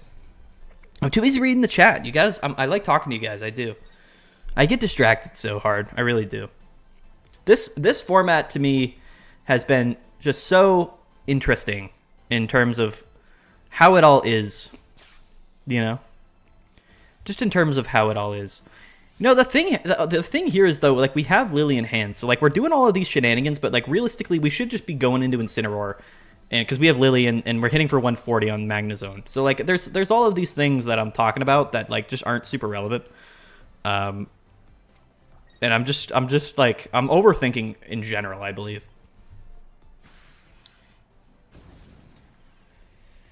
Okay, so if we get hit here, we can Lily. But we can't even actually KO because we only have 1 energy on Incineroar. Okay. There's so much time to climb anyway. Vibes are great in here regardless. Hey, man, that's how we're operating, is on exclusively vibes. He's actually going to go into the Oricorio, which I feel like is actually the correct play on his part. Ooh, we get Marsed. Yeah, we made a lot of misplays in this match. In fact, I would not be surprised if we lost due to us not attacking last turn, but also just us not paying attention. First time hearing you speak at 1 times speed. That's hilarious. 400 people are watching though, which is pretty sick. He did coincidentally just get rid of our he did just coincidentally get rid of our what is it?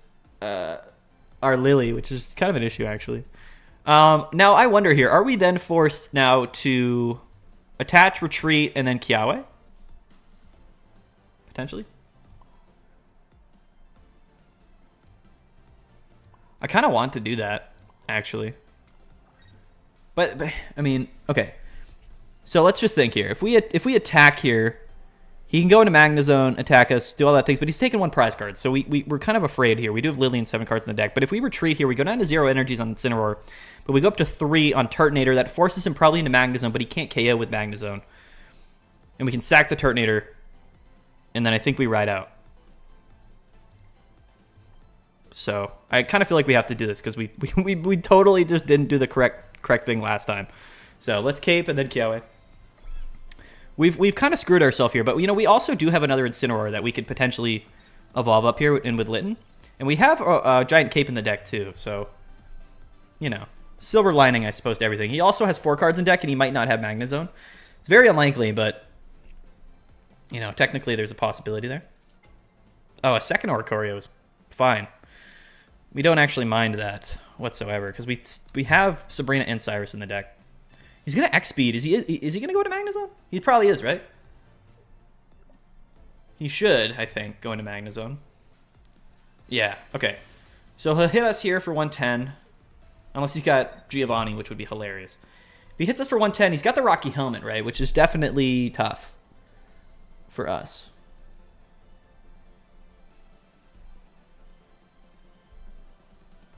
I'm just trying to think.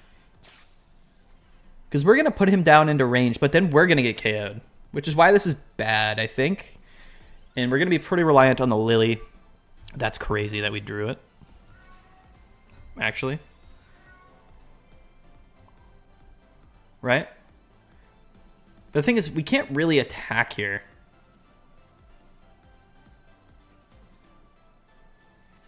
If we attack, we go down, then we have to go into Incineroar, and then we just lose, I'm pretty sure.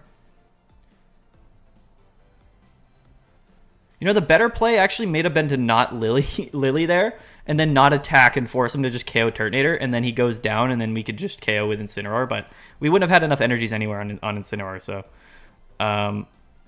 we could go into Litten. If we attack with Litten, we technically survive, but we can't go into Litten and attack, so...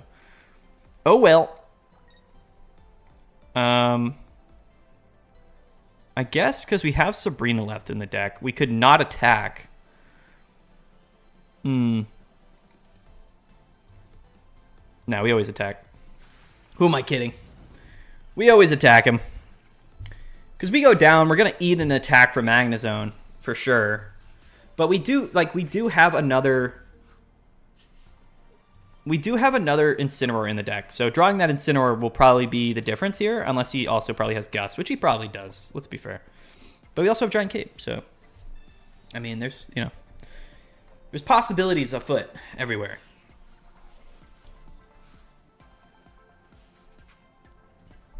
What's the #1 deck right now? I think it's probably still a Darkrai Giratina, to be honest with you. He wants to kill your turret in order to cheese you with the birds. Yeah, no, for sure. But I mean, we were forced into that position regardless. Oh, now he goes into the bird. Interesting play. This is the incorrect play, in fact, from his part. This is not the correct play. Oh, never mind. It is the correct play. Yeah, he has the Sabrina. Okay. I was going to say, I was like, listen, I don't know what you're doing. But yeah. Is Incineroar just bad? Don't have... Oh, is just Incineroar bad? You don't have Turtonator? I don't know. I feel like... We probably threw that game, to be 100% honest with you. We misplayed like 3 times, and we forgot to like do a bunch of stuff. But it's okay. I'm not phased. What's the hard counter to that deck? To what? To Magnezone and Oricorio? I think our matchup is actually really good. I think we just blew that matchup entirely. I'm being completely honest with you guys. We'll lock in. We'll lock in a little bit better. We need at least some good gameplay here in the stream. We can't just all be vibes. We can't be just, chilling out. We got to try to win. But I have not been locked in this ranked season whatsoever. It's just a little bit tough for me given the metagame, which is really fun. It's just hard. Like nothing's really resonating with me from like a super competitive standpoint. If that makes any sense, which it probably doesn't, but that's how I feel. Turtonator? Another Turtonator, of course. Okay. We are going to... This is Crabrawler, which is super funny. Always Rocky Helmet. The active. And we Kiawe. We're about to get Sabrina for sure. Having bad luck with Crobat Arcvine deck. Oh, having a bit of luck. Yeah. Hard counters Rampardos. Yeah, that would make sense fighting. I don't think you faced Giratina Darkrai since I switched decks. Yeah, it's probably the case for sure. Oh, Palkia. Hello, Palkia. Yo, I told you we're gonna get Sabrina. What, like, how many times? Like, I probably shouldn't have benched the Turtonator because, like, I keep doing it because in my mind I'm just assuming that he's not gonna have turn 1 Sabrina like with only 2 Turtonator on the bench. But nah, like it goes like that for sure. That's just how it goes. Oh, that's hilarious. Okay, the Litten. I even called it too, you know what I mean? We're not playing to our outs. Do you think you faced Giratina Dark... Oh, sorry. Watch Ursidae. She was playing Chicken and has not lost to Darktina. When you say she's playing Chicken, what does that mean? What is Chicken? Are we talking Oricorio?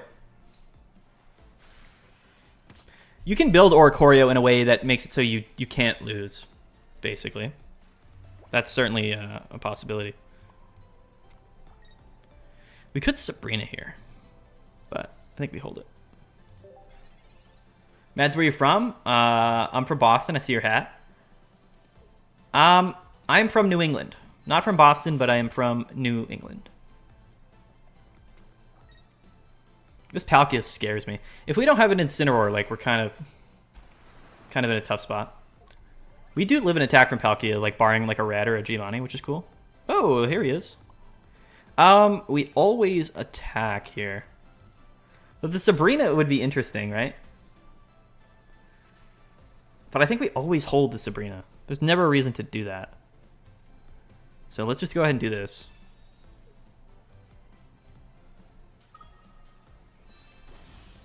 Let's do this stuff. Because we 2-hit KO the Crabominable if he doesn't have like Irida or something, which he probably does. But I guess it is what it is. If we Sabrina here, he goes into Crabrawler, we KO, and then he attacks us. I guess that's fine. Right? Actually, that is better. Because we have Cyrus. So I wouldn't do this, but I'm actually going to do this because we have Cyrus in hand. It's a little bit risky, but I actually kind of like this route better. He gives us Palkia, which is fine because we have Cyrus.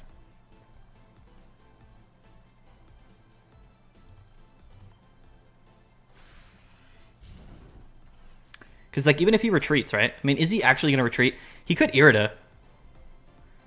Retreat here would be gnarly. Potion. You're still in range, buddy. Unless he also has Potion Irida, which would be, again, pretty funny. Potion Cape. Okay.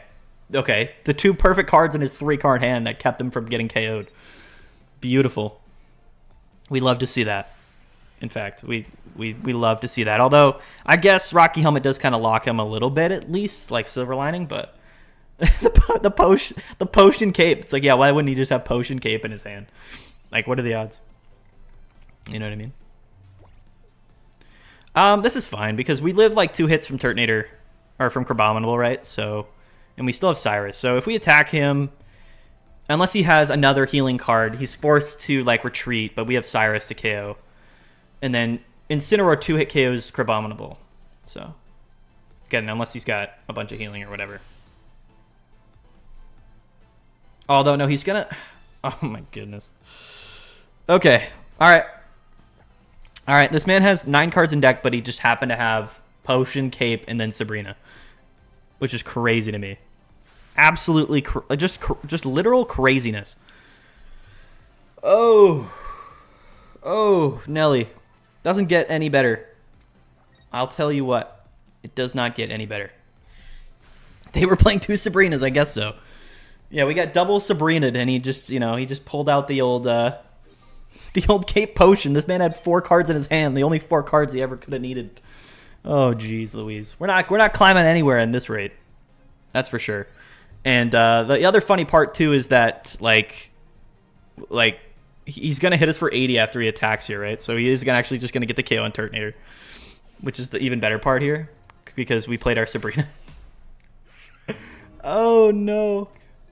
Get off Kitty, bro. It's not working. Hey, I don't think whatever we play is gonna be any different. I'll be entirely honest with you here. We also did hit Crabominable, which probably isn't a great matchup. I'll be honest with you. We're gonna ride it out. We're gonna continue. Again, I'm not super worried about like win rate or anything like that. We'll get to Master eventually. Double Sabrina, Cape Potion. Don't let your memes be dreams, dude. The man had it all. Mads, are you mad about the new Dark Tina? Kest Dark Tina playing chicken for the mirror match. Yeah, for sure.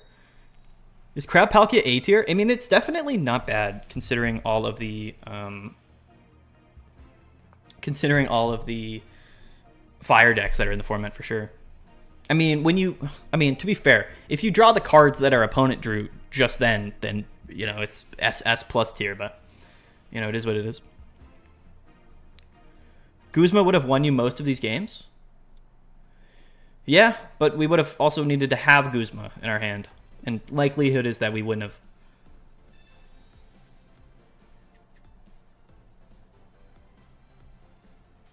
Should try Alolan Raichu Manaphy, an Origin Form Palkia deck.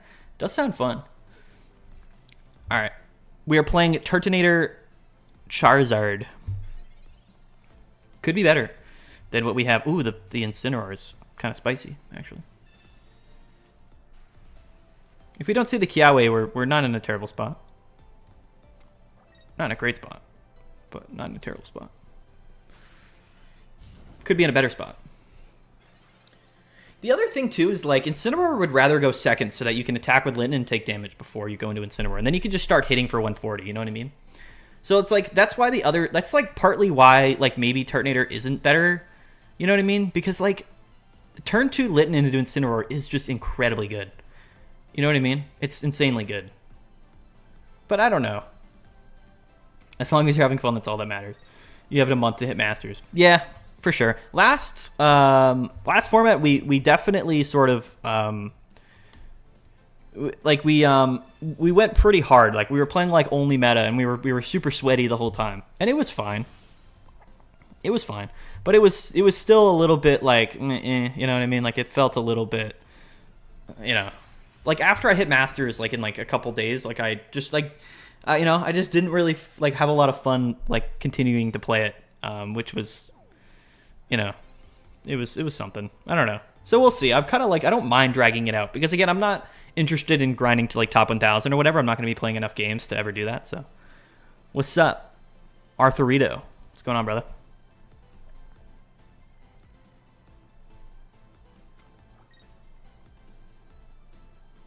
As free to play, should I just spend pack points on trainers to complete decks or save for an EX that I'm missing at the end of the month? I mean, it depends. Oh, you got a little bit lucky there on the fire. Okay. What are we doing here? I think I mean, we just ride out, right? I mean, there's no reason to do anything else. I'm pretty sure. Trade for trainers. Yeah, it depends on what you need and stuff.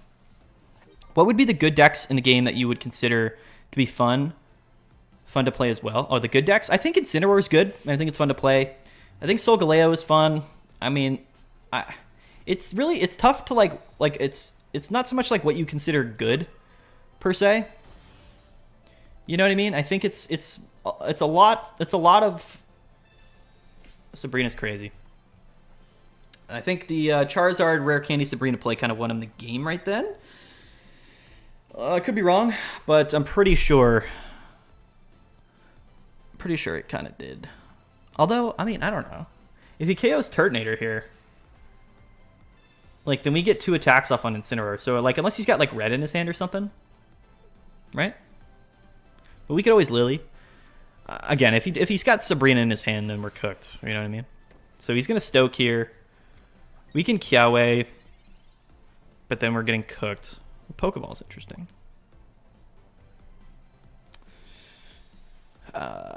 Another Turtonator's kind of crazy, actually. That was, I think, exactly what we needed, I believe. I'm not sure. I like Turtonator, so I just think it's fun to play. Turtonator's not bad. It's not like we're, like, throwing games by playing Turtonator, you know what I mean? I just think, like, theoretically, like, maybe not playing Turtonator, like, might be better. Like, it might be. It's certainly a scenario where that is the case. He's building up his own Turtonator. So he's going to KO ours. So he can't play Sabrina and Red in the same turn. We have Cyrus. We have Turtonator into Incineroar, so I think it's kind of GG.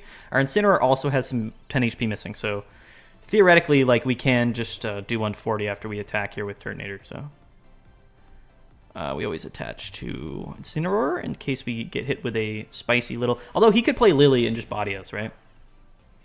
It shouldn't matter, though, because unless he Sabrina's here and attacks Incineroar, then, like, there's no... Or Cyrus's? Yeah, he's going to Lily. Okay. He's going to Lily and KO, but then we just attack... Right? We just attack and then we live, unless he's got, like, red or something. Red does scare me, actually. I'm trying to think here. So he's at 170. So is it...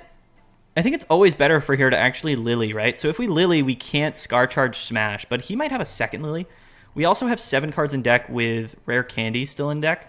Okay, here's the dilemma. If we don't play Lily, he could have red and he could KO us, right? Now, he's got 3 cards in deck as well. Now, if we Lily, we do 50, brings him down to 120. But if he has got a second Lily, then we're cooked. You know what I mean? So it's about whether he has second Lily or if he has red. Which one's more likely? I don't want to go to timer. Which one is more likely here? Yeah, I don't know if he has red either. That's what I'm asking. That's what I'm wondering. You know what I mean? And if we research, we could potentially just draw into...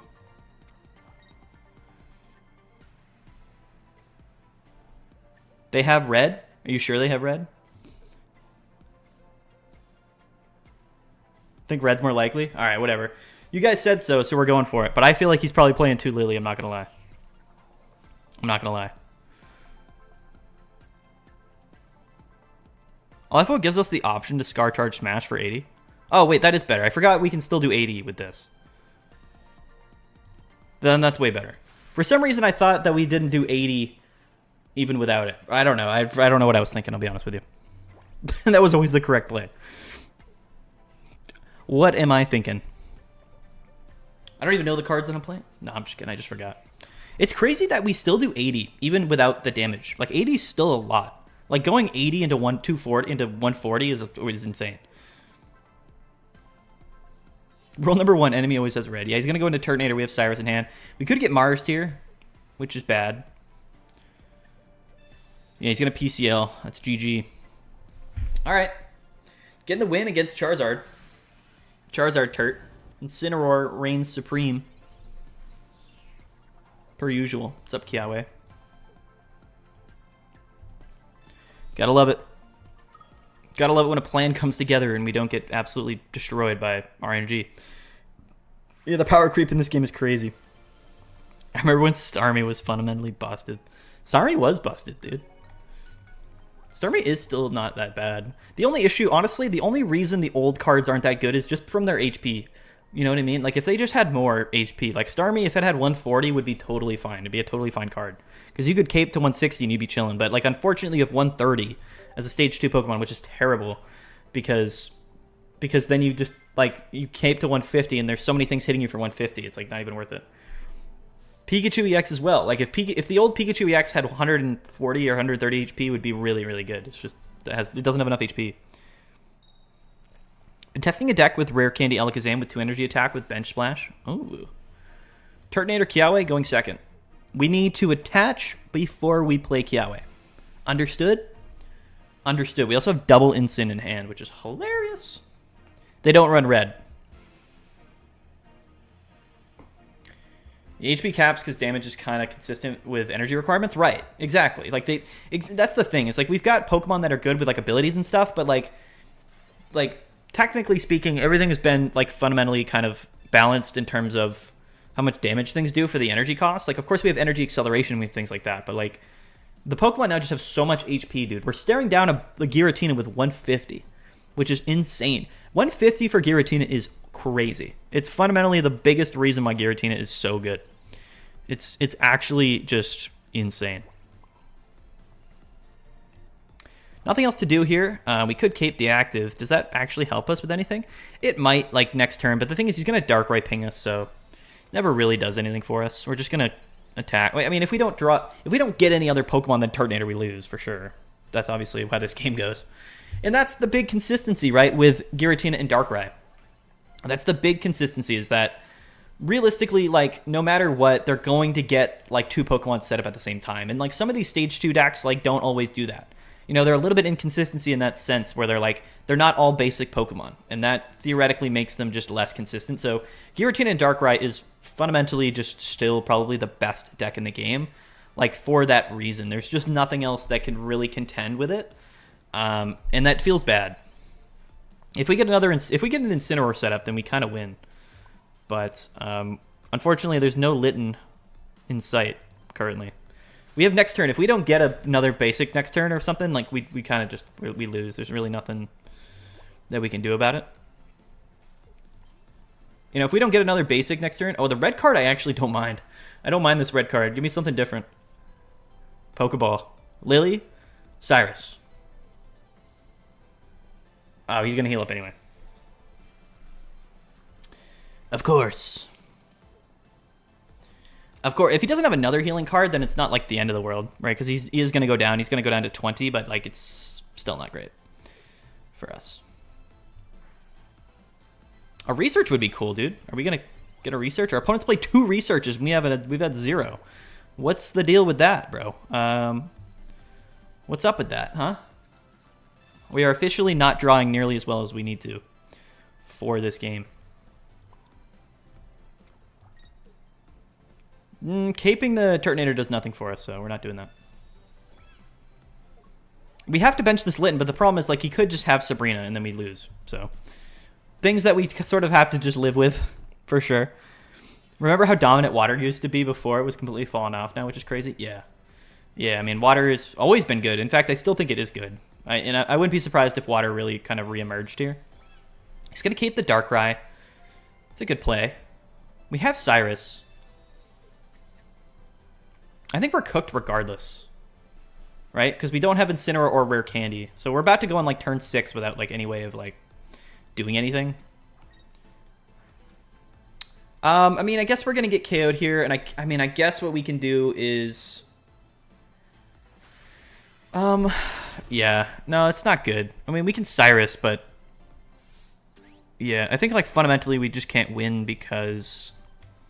I guess if we draw Torracat or another basic at the very least, it's Kiawe. All right, smoked. We got absolutely smoked here just because we just didn't draw. We have 12 cards on deck. Our opponent has 6. We're literally double the cards in deck. Our opponent has a 6 card advantage on us right now, and that is that's rather unfortunate. Unfortunately, so yeah, GG. We'll lose to the brick. It's that, and that's not about our deck being inconsistent at all. It's just the fact that we we just didn't draw cards. You know what I mean? That can happen to every deck. You know, every deck's playing 2 research, 2 Pokeball. So it's like, you know, there's nothing else that we really could have done. Water Shaman heals 60 if you have 2 of them. Quite good. It's pretty cool. It's pretty cool. But again, this is why Giratina Darkrai, and I said it before, like, is the best deck, is because there's never a scenario where they're not going to get like their 2 basic Pokemon down. You know what I mean? So if you don't get 2 Pokemon set up, like, you're going to lose, because Giratina Darkrai will always have 2 Pokemon set up. It doesn't have to worry about like evolving and like doing all of that stuff. You know what I mean? Like, that's the big upside to it, is that you always have that going with Giratina Darkrai, which is tough because I don't want to play Darktina. I really don't. And I guess we could play like Nailscarada and have a good matchup against them and stuff, but I don't think Grass is, again, also well positioned because there's still so much fire going around. So it's tough. Primarina issue is a stage. Yeah, it's a stage 2, but it takes too long for sure. Turtonator going first. Kiawe. Pokeball. Kate. All right. We're kind of the same exact hand that we were last time, but. Ooh, research. I think we always actually research and then Pokeball. No, actually we don't. We don't. If we had like rare candy in hand, we would, but we're not. We're gonna Pokeball first. Another Pokeball, Rocky Helmet. Facts. That's gonna be good against the Lycanroc, that's for sure. We researched instead of Kiaweing, but I think that's totally fine, considering that he's not going to attack us this turn anyway, so. We're doing all of this. We're doing all of this right now. Because next turn he can't attack, so we have another turn to chill. It's better to just move through our deck, I think. There's the Skull Fossil. People that play Darktina are so boring. Man, they're just trying to get to Masters. Like, I do understand it. I totally do. The chicken puts Darktina in check. I mean, it does, but it doesn't also. Like, you know what I mean? Like, I get what you're saying, but I also don't really think so. Which is funny. Do we go 1 on the Litten and split? Does splitting here ever do anything for us? Yeah, I think we do actually split. We have Sabrina next turn, which is cool. Kiawe the active. If he doesn't go... Well, to be fair, he is going to rare candy Rampardos this turn, but I think we still... just Sabrina if that happens. For sure.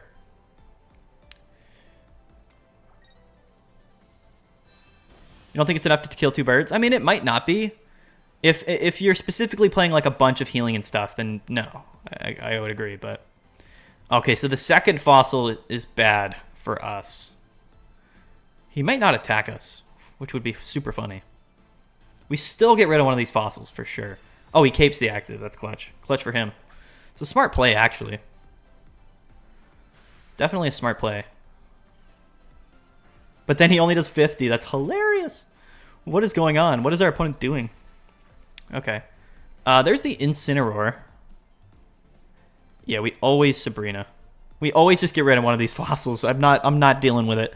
I'm not dealing with double Rampardos here. That's something that I think we lose to every time. So let's just go ahead and do it. And then if he attacks us, he still doesn't KO with Lycanroc. And even if he KOs with Rampardos this turn, then he takes 70 damage. So I think we're okay. Do I watch ball? I do watch ball. I've played basketball for like my entire life. The Iono is a little bit annoying, especially with Lily and Incineroar. And oh, another Kiawe is actually hilarious. I played basketball like almost my entire life. And of course, I wasn't like some prodigy basketball player, but I mean, I was pretty good. I am not tall. That's the problem. Is like I loved basketball, and I've always played basketball growing up. I'm not tall whatsoever, which we're cooking right now, by the way, which was certainly the problem.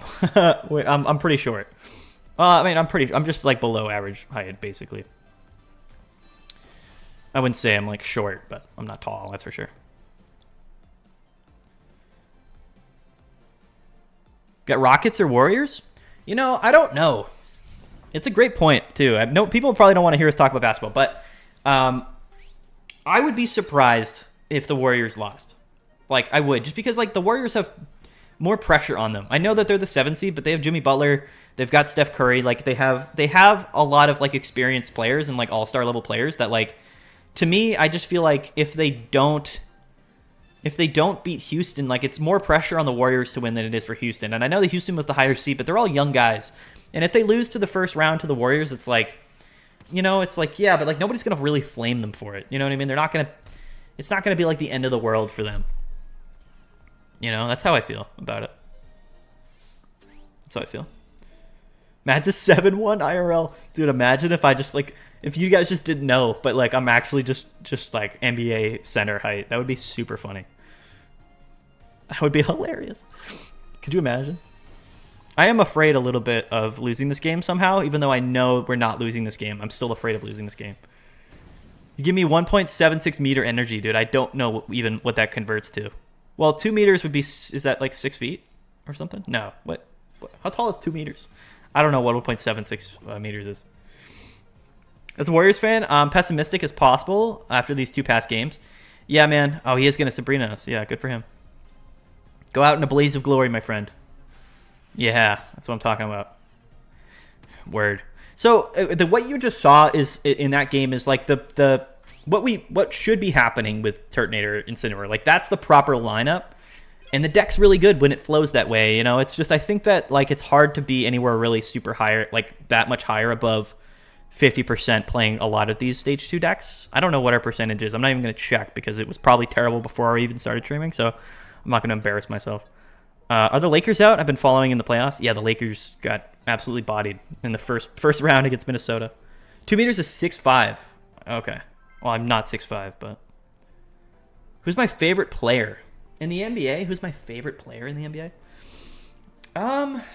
Like of all time? Are we talking all time or are we talking currently in the NBA? That's the question. Yeah, no, I was happy about that Lakers Wolves series. I wasn't mad about it. That's one way to put it. An Oricorio water deck. So this is probably Greninja, like the Greninja Oricorio deck with, I think, Giratina is what they play.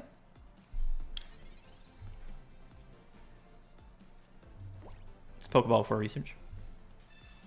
You got to be a Tatum fan now? Yeah, I like Tatum. I do. I wouldn't say he's like my favorite player, but I mean, he is like really good and he's on our team, so I do like Tatum.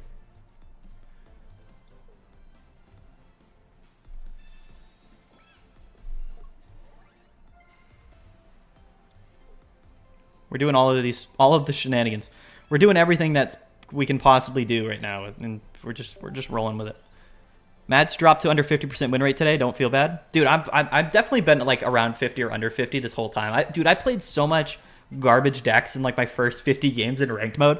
I was like just throwing stuff at a wall because I was like looking for content. I was genuinely doing the randomest stuff, and I played like weird grass combination decks for like so long before I realized like Oricorio and everything was just going on. So yeah, I mean, trust me, I'm not super worried about it. Current and all time. Okay, I gotta catch up here and hold on. Give me 1 sec, guys. I'm actually gonna hold this rare candy. We're gonna Torcat. Okay, give me 1 sec. Nothing else to do here, I don't think. He is gonna be able to attack us next turn, but then he gets KO'd. Okay, my current favorite player in the league, is probably, and I'm a Celtics fan, but it's probably Derek White.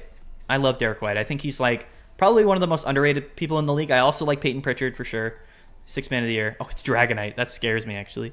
Dragonite is terrifying. I like Peyton Pritchard, but Derek White's probably my favorite current player, and then my favorite all-time player has to be either Larry Bird or Paul Pierce. I grew up watching Paul Pierce, and Larry Bird I also kind of grew up watching, but not like live, obviously. So yeah, those are my guys. Those are my dudes. My favorite guys. Called it. Somebody said, oh, you did call Dragonite Manuel. Yeah, shout out to you, bro. That's good. Who do I have in my all-time starting 5? That's another good question, but people ask that type of stuff. Like my all-time 5, like are you asking like my favorite 5 players, or are you asking like if I had to build a team of 5 players ever to like win a game, like who would I pick? You know what I mean? Like it's a different question. Are we doing like a draft, like a fantasy draft, where I'm like selecting the players? Like, you know what I mean? The best 5 I could assemble, like as a team? Yeah. Okay. That's a good question. We can get into that. I actually want a Kiawe here. Is that funny? Oh, he's got a water energy coming up though.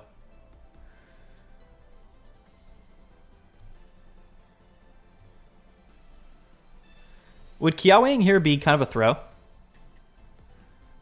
If we Kiawe, then we could have double Turtonator set up because he can't attack next turn with Dragonite. So we just KO and then he attacks and then we KO, but then we're probably just going to get KO'd anyway, right?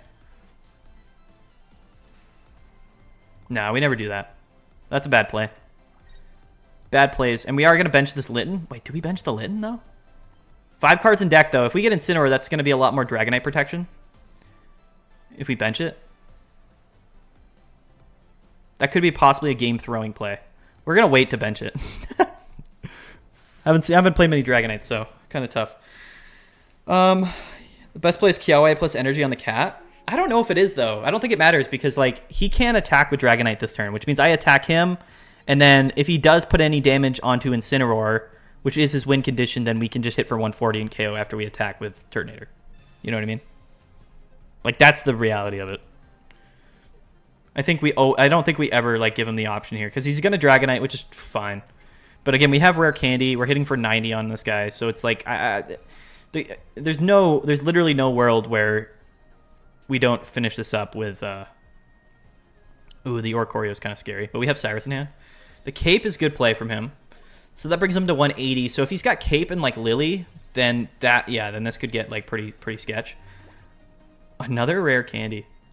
See, but now I want to bench the Litten. Because if we bench the Litten and we draw... But do we bench the Litten, though? We probably don't.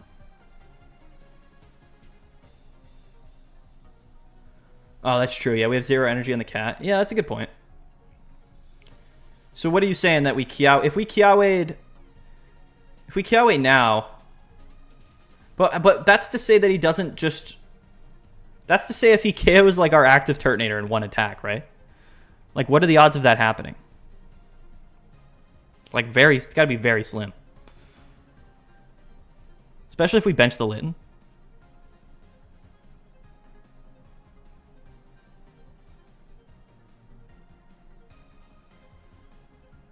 Probably has Lily. It doesn't matter if he has Lily. Because he's got to KO all 3 of these Pokemon. I mean, he could just KO the Incineroar right off the bat, too, which would be funny. You can't game plan around any of this. We can't game plan around anything other than the fact that I am going to bench the Litten. We're benching the Litten, but yeah, we can't game plan around anything.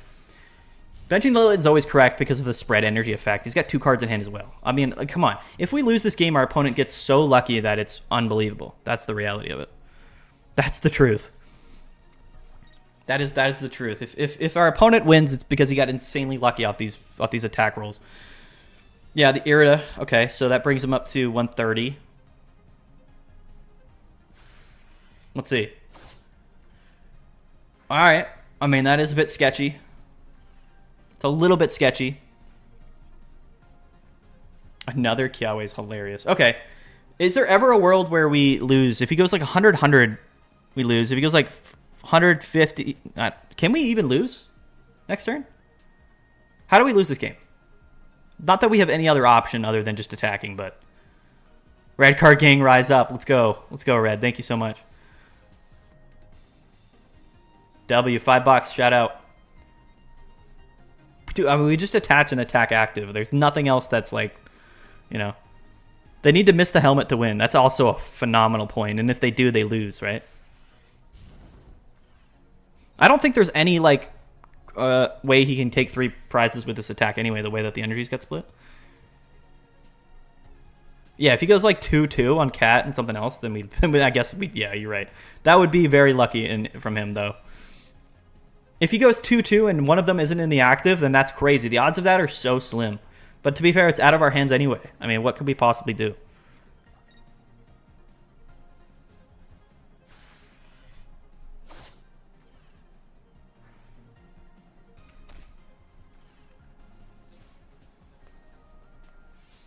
Dude, calculated. It was planned from the beginning. It was all part of the plan, guys. All part of the plan. It was all part of the plan. Dragonite's fun. But at the same time, there's a reason my Dragonite's not good is because you don't know what's going to happen with it. The fact that you can attack 3 times and not win is hilarious. Or twice and not win. Okay, anyway. That was that game. Good times. Sabrina also would have won us the game. I don't think we had... Did we play Sabrina? Maybe we did. I don't think we've climbed like in points at all in this live stream, which is funny. Okay. Rare candy doesn't help Dragonite because you're waiting for your energy anyway. Usually, right. I mean, maybe like 1 rare candy is fine, but... Whoa, no thanks? Dude, I always forget to no thanks. I don't think I've thanked a single person this entire video. This entire live stream. I'm terrible at it. I just like... My brain immediately goes to like, yeah, we're not clicking that. Our hand is so bad. Oh my gosh, our hand is terrible. 400 damage is still crazy. Yeah, it is for sure, but you know. Want us to chat as a whole. How are we feeling about Alolan Raichu so far? Yeah, let's see what the people think. Double Turtonator, no Kiawe, no Litten, no research, no Pokeball. That's exactly what we want to see, guys. That's exactly what we want, actually, is what's happening right now. This is phenomenal. This is perfect. Perfect. And our opponent just goes flat. Oh, he's only running 3.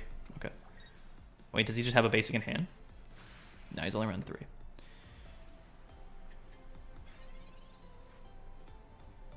Oh, another Incineroar. That's exactly what we needed, guys. 5 cards that are all literally useless in our hand. What are the odds? What are the odds that we only have useless cards in our hand right now? You gotta love it. Oh, here he comes. Yeah, that's great. Perfect. Cruising. We lose the grass matchup because whenever we play grass, we brick. Oh, a Pokeball. We would have liked to have that earlier, I think.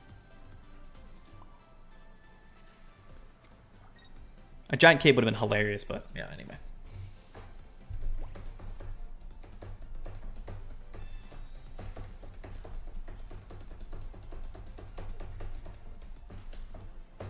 A Kiawe would be really funny here, actually.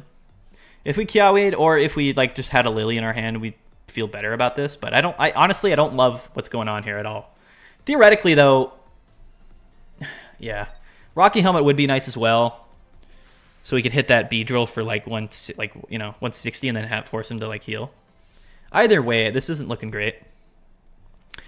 We never go into Turtonator, like ever, which feels terrible. So we have to go into Litten and we have to attack, which is so bad. There's the Kiawe. All right, so, I mean, okay.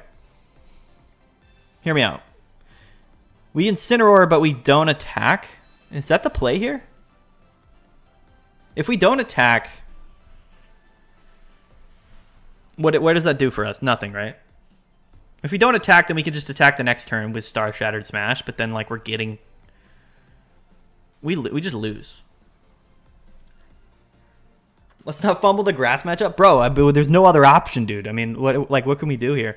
We can attach Retreat Kiawe is a play. I don't think it's a good one. Kiawe benched hurt. Retreat. We got to retreat, though. We can't take a 130 from this Meowscarada. We have to retreat. And we decided not to go into Kiawe because we didn't, or in Turtonator because we did have Kiawe in our hand, right? Which is like horrible. Like the odds of that, you know what I mean?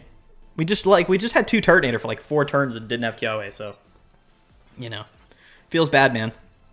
Technically, if we don't get Sabrina, we have a route to win, but not a good one. Not a good one. Because we're never going to get enough energies on the Incineroar. Yeah, okay. Yep, okay. Makes sense. Totally cool. I love playing Pokemon Pocket. I love Pokemon Pocket. It's my favorite game. Yeah, we're out of here. Shout out to this dude. Shout out to it. Should not have evolved Litten. Now you can't hit with Turt. What? If we didn't evolve Litten, we'd just lose anyway. Because we would have just gotten KO'd. Mads, take a deep breath. This is why people turn to the dark side. Rare Candy was bad for the game solely because there's never been such a swing in deck power level based off of an unsearchable card. Yeah, for sure. But the one thing that it does do is it makes so many decks able to win. There was already a lot of like RNG in Pokemon Pocket, but the power creep and the consistency of certain decks made it so like you really were at a massive disadvantage unless you were playing like some specific decks. Didn't Litten have an energy onto it? Did it? I don't know. You're a better man than me if we're not crashing out, not gonna lie. I mean, we're just operating at a 50% like win rate, like consistently, which is like, you know, it's all just out of our hand, like truthfully. I mean, we've obviously done some stuff that's questionable for sure, but you know, we could just be playing Dark Tina and just sort of, you know, doing our thing. You know what I mean? Like we could just be doing that, you know, and probably winning more games, but like, do we really want to do that? Is that really how we want to be playing? You know what I mean? Probably not. So here's the deal, right? This Litten is like kind of bait because like, what if we get Sabrinaed? You know what I mean? We've been in this position before, but we have to bench the Litten though, because if we don't bench this Litten, then like, what are we doing? I guess we don't bench it this turn because it doesn't matter, but like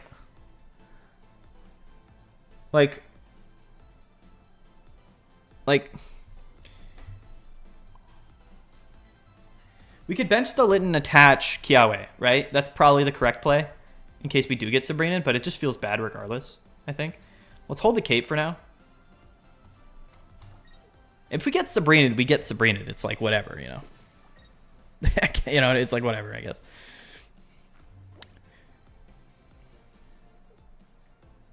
Do they play Team Rocket Grunt anymore in Dark Tina? I feel like it's probably still worth running in this format, actually, which is funny to say, but maybe it's not, but I feel like it is, personally. That's my personal opinion. It's all going to come down to whether we just draw Incineroar or not. Just like I think the last time we played Dark Tina, it's just we'd never had like Incineroar, so like we couldn't win because, you know, they had 2 Pokemon set up. The Torcat, which I think we always evolve. We attach. We have Sabrina, which is cool, and Cyrus, so we're not in like a terrible spot. But if we don't get Incineroar, we lose regardless, so.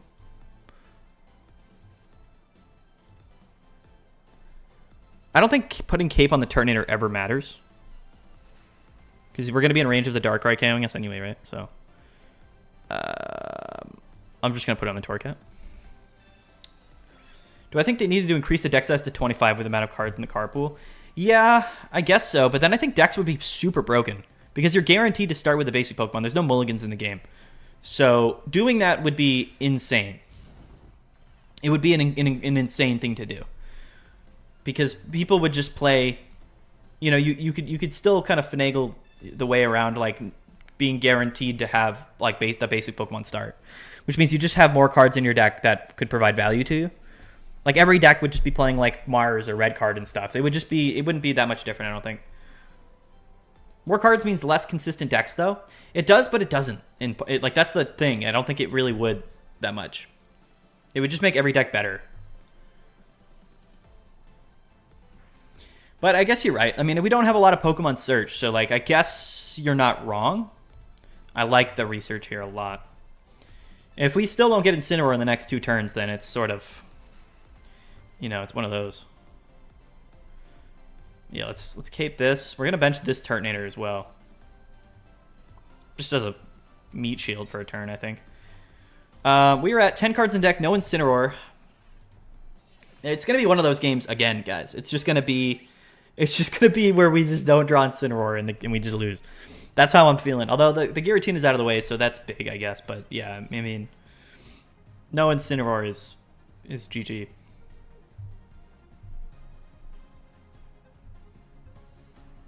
I mean, we could Sabrina play. The Poison Barb is funny.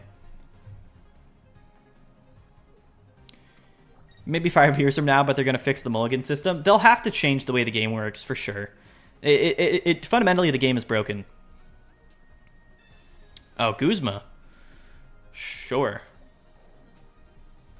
It matters, but it doesn't at the same time. We can just sort of stall with Sabrina as well. Doesn't feel great. Because we have Cyrus, so. All right. What's good? Ah, there it is. Okay. Well. Sure. So now I think we always Sabrina, so that way he can't... You know what I mean? It's just so annoying that we have Turtonator in the active now. So if we Sabrina here, that means he can't, like, Sabrina me and attack. But if he does, he loses, though. So we're not really afraid of getting... We just attach here, and then we just don't... Sabrina? What does Sabrina do for us that's incorrect? Because we have Cyrus in our hand. If we play Sabrina, all it does is just stall for, like, a turn. Right? Just gives us more time. Someone tell me right now, like, what... Do we not Sabrina? Because he's probably going to Mars us, right? So, I mean, thinning the deck out and stalling for a turn, for a couple turns, might even be better. Maybe not, though.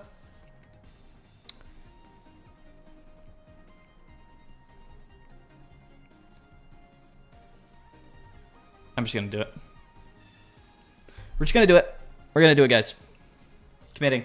Shout out to all 415 of you guys watching. You guys are insane. Insane. You guys are so cool. I haven't been making pocket videos for long. Only like 4 months, but it's been insane. The amount of homies that come through all the time and the amount of fun that we have. And I only stream like once a week, but for 400 people to be tuning in here is insane. He has the leaf in hand. But that's cool because he can't Sabrina or whatever this turn, so it's like kind of fine, I think.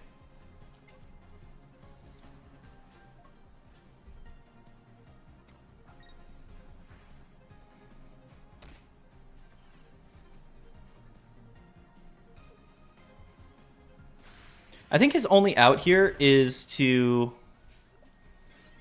You know, he actually does have an out to win this, which is what's annoying. Because, like, if he Sabrinas and then attacks the Incineroar, like, if he capes the benched Darkrai, then I'll come in, hit... Like, he can hit me twice, technically, without me being able to hit. You know what I mean? And that's bad. Actually, he's going to hit me here anyway. But if he capes, like, that's what I'm saying, right? Like, if he hits me, he's going to KO. He's going to hit Incineroar here no matter what. But if he does, and he capes this Darkrai,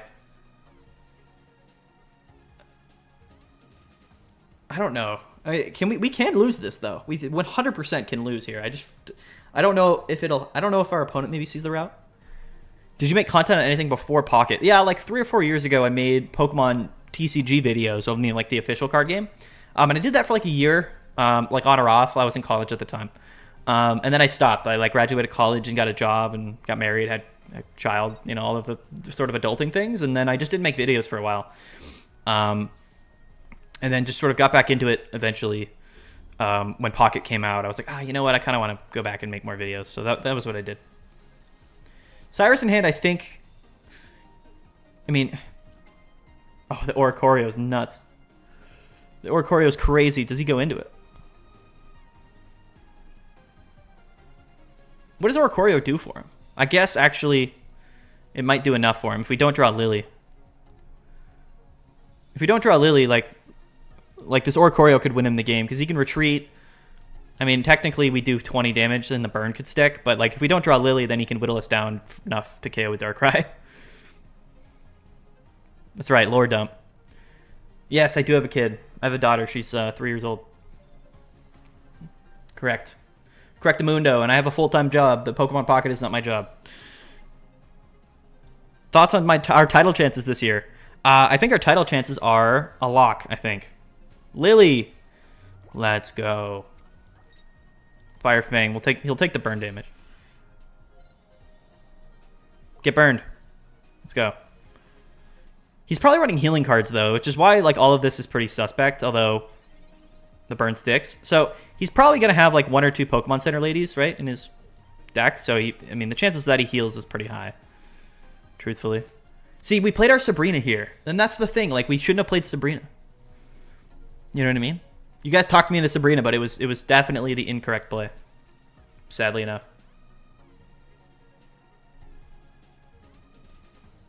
Oricorio is a stall tool. Yeah, I mean, of course. I mean, that's... Let's go. That's big. More burn damage.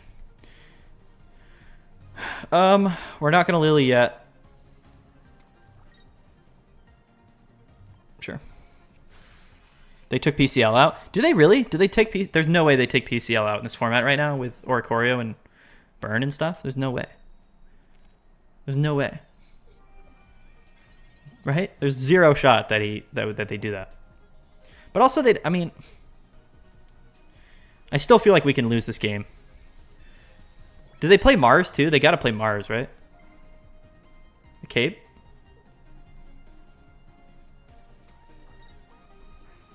I'm not sure it was a misplay. Yeah, I mean, in hindsight, everything kind of seems that way, right?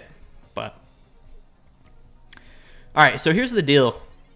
I think we always Lily this turn. Does anybody disagree? If we Lily this turn, we can Sabrina the next turn. Right? Oh, Litten does win. That's hilarious. That's a great call. I forgot Litten does 30 damage. Pretty funny. That's huge. Shout out to the Litten boys. I don't think we lost. I don't think we would have lost anyway, but 100% you correct. Big boy Litten. Putting in work. What about Incineroar and Oranguru? 100 HP colorless, basically 2 energy for 40, but it makes it so their attacks take an extra energy. That could be funny. You could pair Incineroar with a lot of different things because Incineroar doesn't need, you know. I just think Turtonator is kind of that best option for fire type right now. Honestly. We'll have to see. We'll have to see exactly what goes on. Oh, there we go. We remembered to thank our opponent. We're probably going to stream just for like another 30 minutes or so. We're not going to go too nuts. You know, it's only going to go down. Like, you know what I mean? If we start losing games, we go on tilt and then it's over. You know what I mean? And then it's like we're never coming back. We're just going to struggle indefinitely forever. So, try Incineroar with Heatran. I think we saw that earlier, actually, and I think we lost to it. Try Incineroar with Stokesard. It's number 1 on Ursa Days right now. Yeah, I mean, I think it's number 1 on Ursa Days mainly just because Incineroar is crazy. I don't know. I don't think it's as much about the Charizard as it is just Incineroar always having the potential to beat anything ever. And I think that it's sort of just a high roll card in that sense. So I think it just sort of ended up doing it. The Heatran deck is interesting. Again, we'll have to see. Like, this first weekend of Ursa Days is not really even going to give us that much information. It's going to be interesting, but it's not going to be a lot for us to go off of in the sense that, like, it's really not going to, like, change much of, you know, the reality of what's going on here. In terms of like what we know, you know what I mean? Like we're gonna come out of Ursa Days with like, oh, Giratina Darkrai is really good, the fire decks are good, blah blah blah, all of the normal shenanigan stuff. But we're not gonna be like super well informed in terms of like what's best, because the thing with like the tournaments, they're a snapshot of like the metagame. So what it shows basically is like what people like based off of what was played that weekend, what ended up doing well given that particular like meta share and collection of cards. Like that's what that shows, which I mean is relevant, but at the same time, like the next week is just going to be, yeah, there's the old Sabrina. The turn 1 Sabrina's against Incineroar, man, go nuts. I feel like we've gotten hit with that turn 1 that turn 1 Sabrina more than I could possibly imagine, for sure. Let's Pokeball and then research. Potentially just draw into Incineroar rare candy. Hi, Turtonator. But I am kind of feeling the retreat vibe. Oh!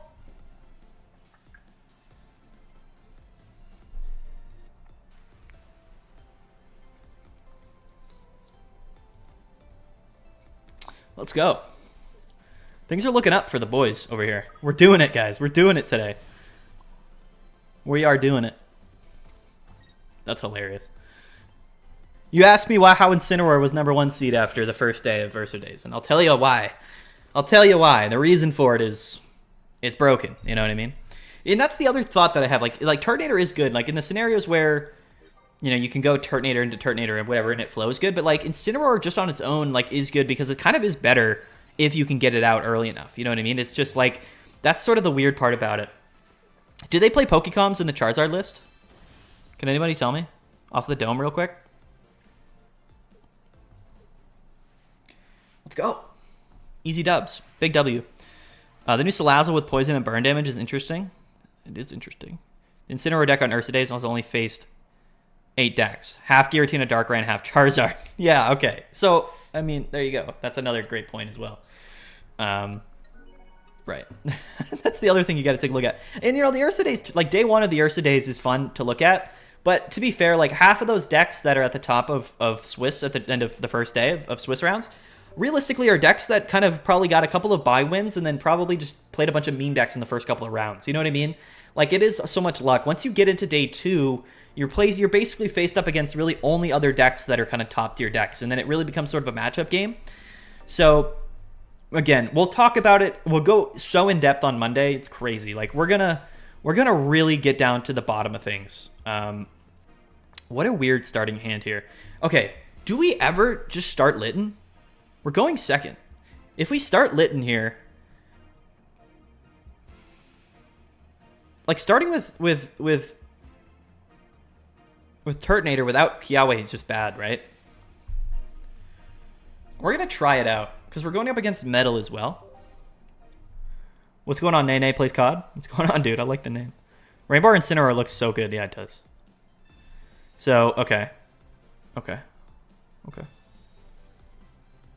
How do the Ursa Days tourneys get so big? Do you know? I think that there's always like a default tournament, like if that makes sense. I think there's always just like one place that like most people go to, for like, and I think they just sort of ended up being that place, whether they had like the best promotion or the best like whatever. I think that that's sort of what happened.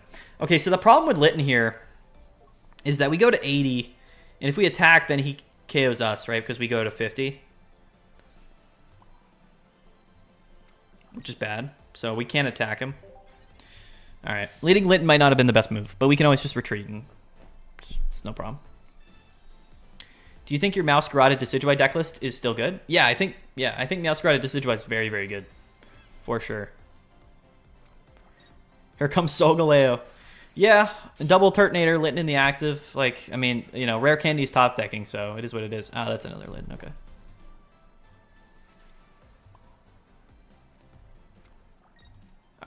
All right. Things aren't going great for us, truthfully. They could be a lot better for us. But, I mean, what are you going to do? What can you do in the face of whatever deck? Our opponent has played double Research Pokeball, too. Our opponent has 7 cards in his deck. He's plus 5 card advantage on us right now. So, not looking great. Still no Cosmog somehow, though. Which is crazy. We always lead Litten here as well, in case we just drop the Rock Candy. If not, we can just attach retreat. We're just stalling. Research into Rare Candy? I think so. The hopes are high. Double Kiawe? Hello? The double Kiawe is interesting, to say the least. No. Oh. Feels bad, man. Where's my... Listen, come on. Let me do what I want to do. I just want to play the game. They're not letting me. We have to Kiawe here, which is bad, but... ironically, we have to.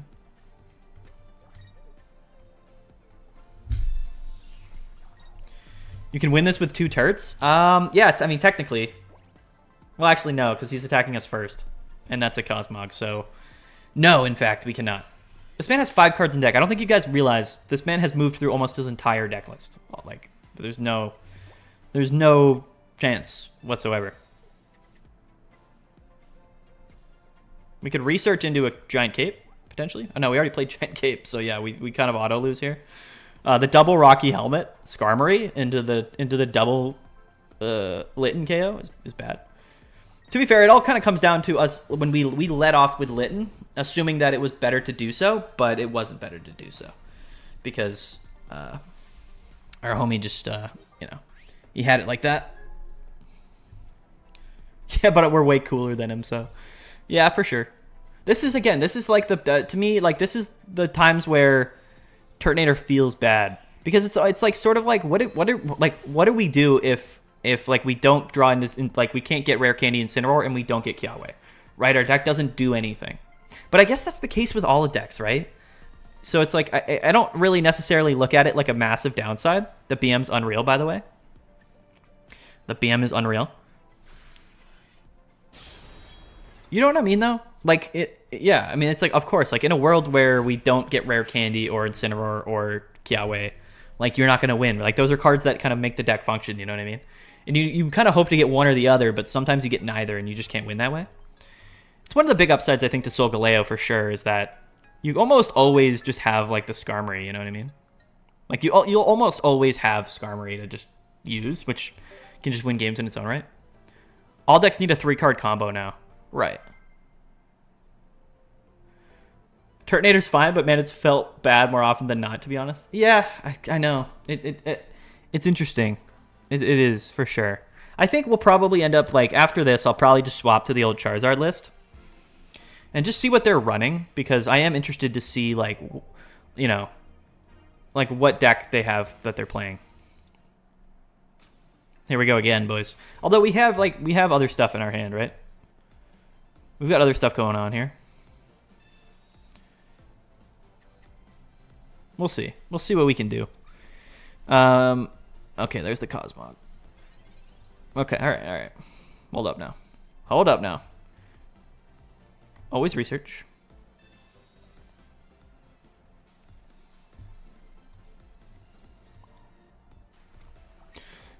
We never attack here.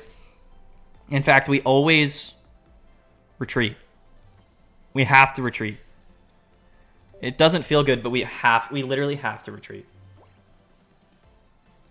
Kind of wasting a turn by doing that, but it's like, we don't have any other option. Because, yeah, he's going to, you know what I mean? Like, we couldn't attack. I mean, I guess we could have just not attacked, but still wouldn't have been good. That's a crazy Iono. There's Kiawe, though, and Research, and Pokeball, and Torcat, and Incineroar. Sure. I'll take those off your hands, if you don't mind. And another Tortonator. Making moves, guys. We're making moves. We're doing stuff. Moving up in the world. Do we ever bench this Litten, too? Like, that's the stuff I'm kind of curious about sometimes, is like, you know, it's like, because theoretically, like, having 2 Incineroar is probably better, right? But benching the Litten gives him technically another target if we never find that Incineroar, and he can just Sabrina and KOs, right? But we do have 2 Turtonator on the board anyway, so, like, because we have Research, Torcat, and Litten in hand, like, I kind of want to just bench it. Like, if we bench, this is how I, like, honestly feel like I should play it, and then evolve Torcat, and then Kiawe the active. Because we have Research and Incineroar in hand, so, like, we're going to get one Incineroar next turn no matter what.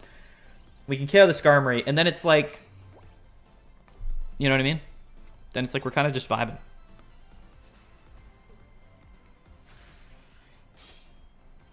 We do technically go down to poison after we attack him, I think. Yeah, see, and there's the rare candy, right? So if we research now, maybe we draw into a giant cape. There's the other Incineroar. And another Pokeball, which is... There's a lot going on. But we just KO, we take the poison, but then we're living in the next turns, which means he can just KO us, but we're not, like, already KO'd, I guess, is what I'm saying. So we just do this. We do this. We do this. And now we've just got the full board state with 7 cards in our deck, and those are all, like, ancillary things that are probably cards that we're going to need to win, but we probably won't draw them, and we're probably going to lose because of it. I think this is the first time we've had all 4 of our Pokemon on the board, like, fully set up. Am I wrong? I think this is, like, the first time we've seen double Turtonator, double Incineroar on the board at one time. It's kind of like the Wombo combo, like the Dream combo. Yeah, interesting scenario where Rocky Helmet's better than Barb. Yeah, it's weird. Like, some are better than others in certain scenarios. Like, it's an interesting development for sure. I never really know what to think about it. But the Solgaleo gets kind of cooked, right? If we draw like a Rocky Helmet, we're chilling. Or a Sabrina would be big here too. There's a lot of scenarios where we could win or lose the game depending on what we draw. The cape is something that we want on the active. For sure. And then we can just do one of these numbers. This isn't going to kill him. We're going to get hit with 50 regardless, right? Yeah, it's an interesting play. It's an interesting scenario because we lose to Sabrina. Like, we're going to lose to, like, if he evolves, comes in, attacks, and he's got Cyrus or something. Right? Like, no matter what. And even if he doesn't... If he doesn't, then we're actually pretty lucky. Okay, so now here's the question. I mean, he can't hit us for 150, so... That rare candy's useless. So I think we always attach to this Incineroar. And then we could go into this one in KO. Is it better to do that? Is it better to retreat or to keep this energy on this Incineroar? He could swing 120. Like, if we retreat into this and take the KO, then we're at full HP, but then... No, it doesn't matter. We never get rid of the energies. There's never a reason to do it. Yeah, we don't want to burn the energies, because that's a possible lose condition. And Skarmory's not weak to fire, by the way, as well. Something, like, to not forget. You would assume it's not, but it's weak to electric. Yeah, we lose to just, Sol Galeo, like, Cyrus anyway, so... We just kind of have to let it ride.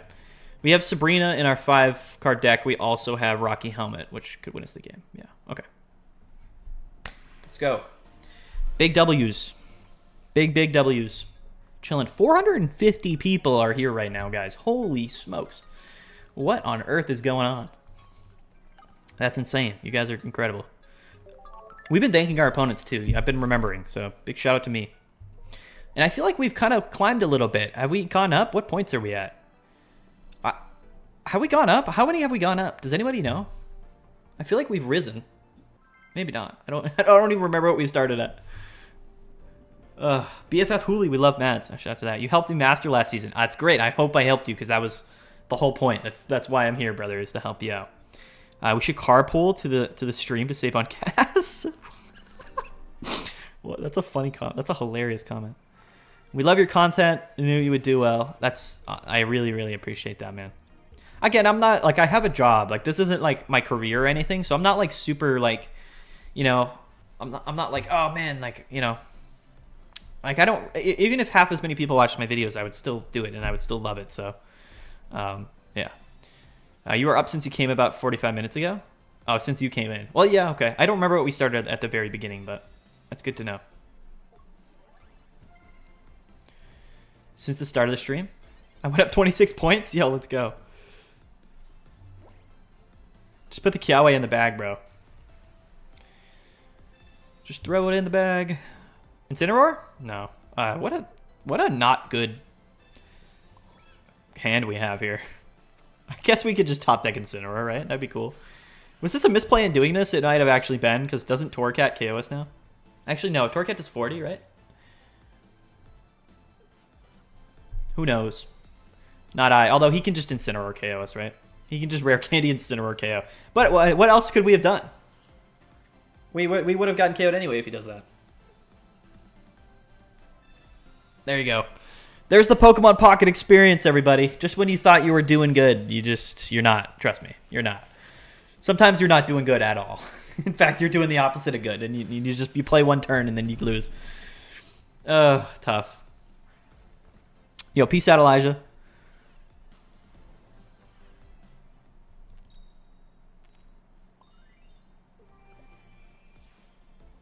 I guess we would have technically lived if we didn't attack. To be fair, I mean, I think you're right. But what would we have won from that point on? That is sad. That's this format, though. That is this format in a nutshell, basically. Oh, I did not thank him. That's probably better for me that I didn't thank him, honestly. I didn't really want to thank him anyway. What I feel like is that a lot of people watch you because you seem like a genuine person who just enjoys making Pocket videos. Yeah, that's right. I enjoy the game. I'm very interested in Pokemon Pocket, and I think it's really fun. So that's why I make videos on it. I did play against a lot of Smoke Zards, and they surrender for Bayonet. It's a huge counter. Yeah, Bayonet's one of those things that just, you'll lose. Like, Bayonet will beat Turtonator for sure. It's like a direct counter to Turtonator. Beedrill can be as well, although it's weak to fire, but yeah, you get what I'm saying. Okay, we're going second. Research, Candy, Rocky Helmet, Pokeball. That's how I feel about this hand. It's like, where's it gonna go? You know, like what's gonna happen? I don't know. Is this the best Incineroar deck in my opinion? I don't know. I don't think anyone really knows. I mean, I think that maybe Turtonator, like without Turtonator, might be better. Like for sure, that's definitely a possibility. The turn 1 Fossil scares me, but that Incineroar gives me lots of hope. Gives me plenty of energy and hope here. Let's see where we go from here, boys. Let's do it. Another rare candy, another Pokeball. Another day, another dollar. Cruising. Oh, it's Turtonator. I wish that was another Litten. We're just going to bench everything here. Actually, yeah. Let's do it. Let's just bench it all. Why not? If he's got like X speed Rampardos, we lose, right? Nothing, no two ways about it. I am actually going to Rocky Helmet the active, which probably doesn't make a lot of sense. But we're going to do it anyway.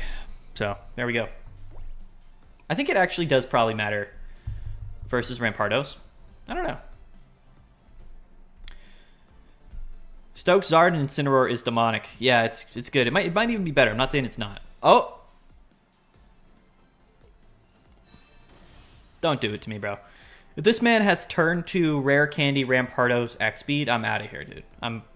We're gonna end the stream on that note if this man does this to us. I swear it.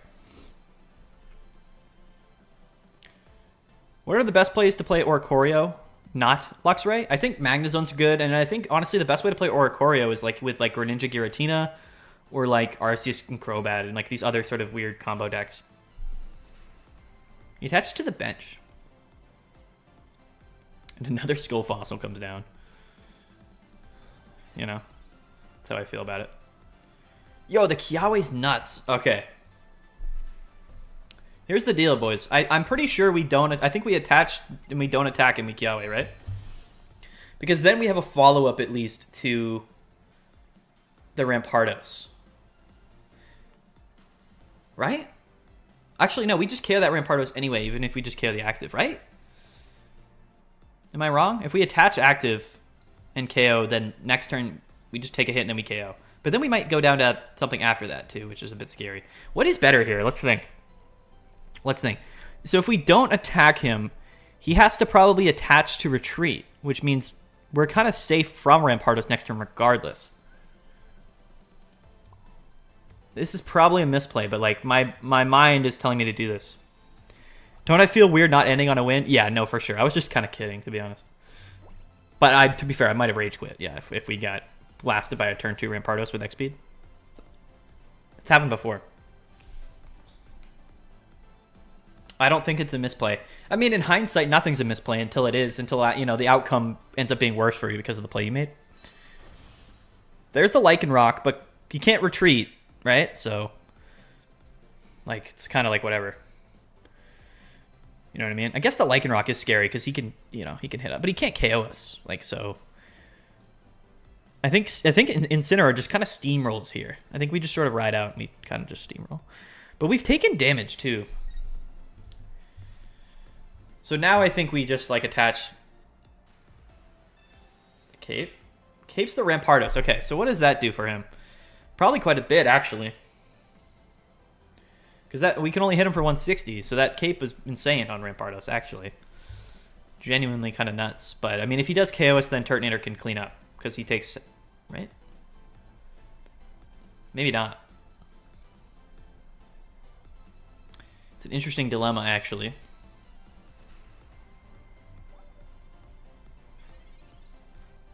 Do we then have to go into Turtonator? If we go into Turtonator and KO here... Is that the line we have to do?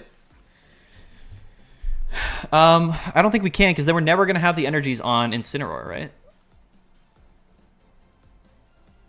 We're never going to have enough energies on Incineroar.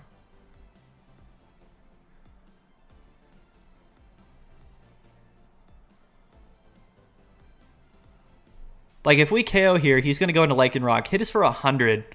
We KO Lycanroc, and then Rampardos hits us, but he's only going down to 70, and Turtonator can't KO. It's not. Yeah, it might end up in a tie unless he's probably going to have a second. I think we have to play aggressive because there's another Skull Fossil on the board. Quite frankly. But we don't have to attach to Incineroar yet, but yeah. It might end up in a tie, unfortunately. Just because of the cape on the Rampardos. Pretty sure.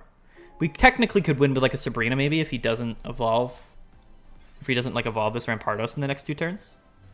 He's got 8 cards in deck. It's technically possible. Oh no, he goes into Rampardos now.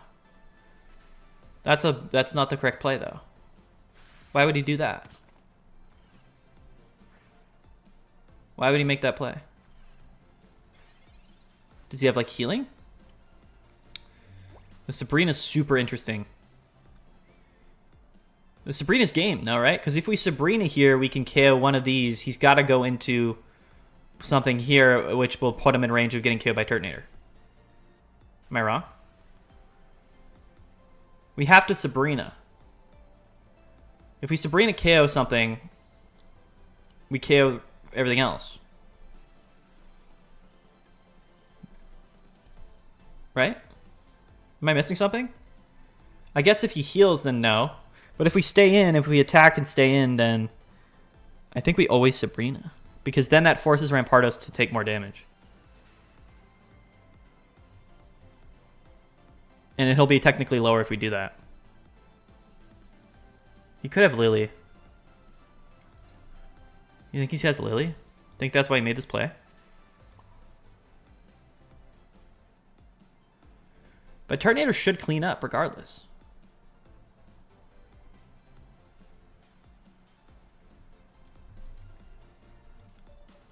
I am actually doing the Sabrina play.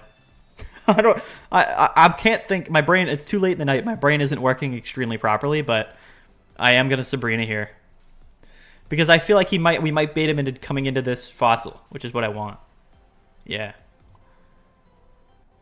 That's what I want.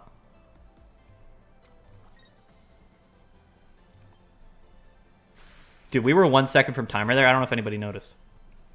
I don't know if anybody knows, but we had 1 second from timer. Just letting y'all know that how close that was. Attack quick, seconds running out. Yeah. It's okay. Trust me. We're not, you know. So now what? So he could go into Lycanroc attack, but then he goes down to 80 unless he's got like Giant Cape. But even if he does...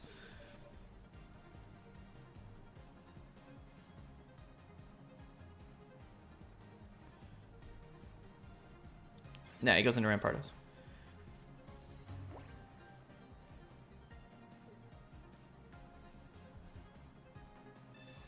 Iono's fine. I got mini anxiety for you.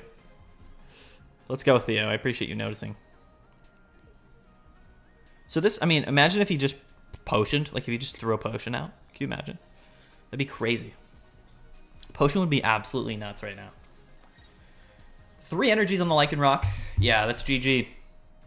That's GG. I think Rocky Helmet on the Incin won us the game. So there you go. But in the memory bank. Into the memory bank. Good games. Good games. They did mess up. I think so. I think they should have gone into Lycanroc for sure. But I don't know if it really would have... It would have forced the tie if they had done that. And there's the cape that would have just protected us from Rampardos anyway. Cape would have just completely changed the game. We're BMing, by the way. We just got to end it. Cape on a Turtonator also would have just won us the game. So that's another thing to keep in mind as well. Like 140 HP Turtonator is pretty nuts. Can kind of block out the, yeah, kind of, you know. All right.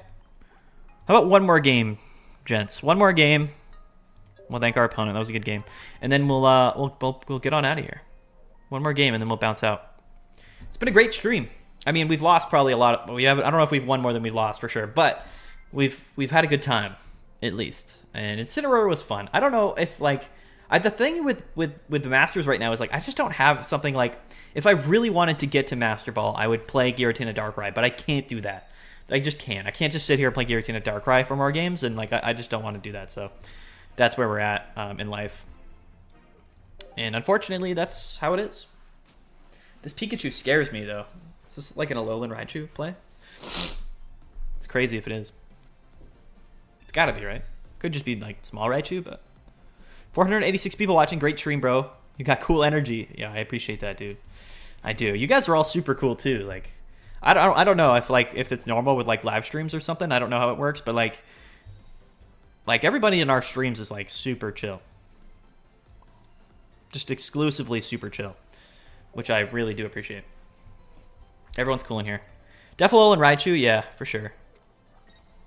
Is there a good Incineroar deck without Turtonator? Yeah, just with Stoke Charizard. That's, I think, by far the most popular way to play Incineroar, for sure. I don't even mind where this game is going either right now, so I'm going to hold Cape, actually. Against Oricorio, I probably want to put it on the Torkout. You've already made Master Ball once, nothing to prove anyway. This is more fun to watch. Dude, honestly, like, that's how I felt, like, last season. I was like, oh, ranked season's out. Like, I gotta go, like, super try hard. And I did. Like, I played exclusively only the decks that I thought would give me by far the best advantage. And I played, like, super sweaty.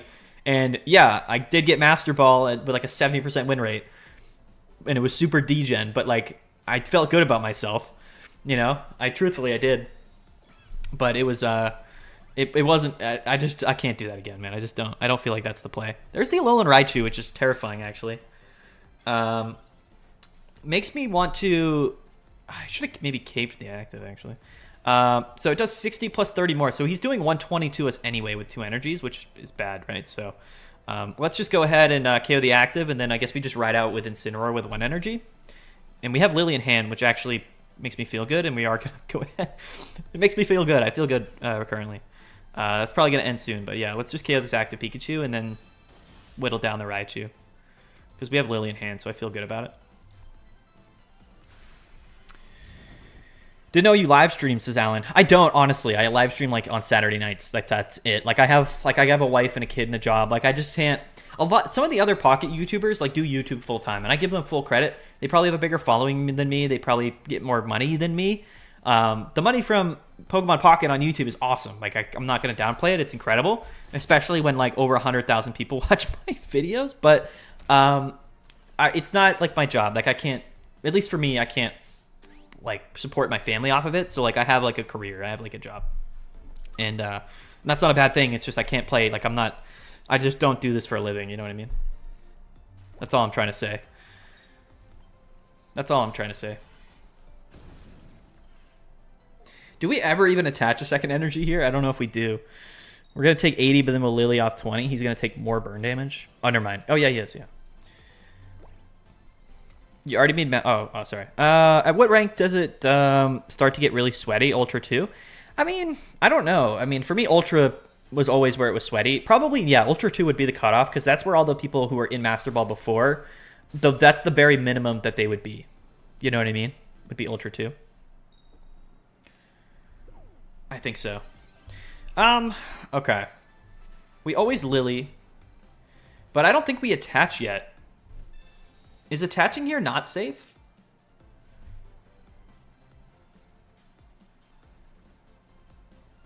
But if we... I think we have to attach. Right? This is actually not good. Because we don't have Cyrus. This is actually a really interesting scenario. If we don't attach, he hits us for 80.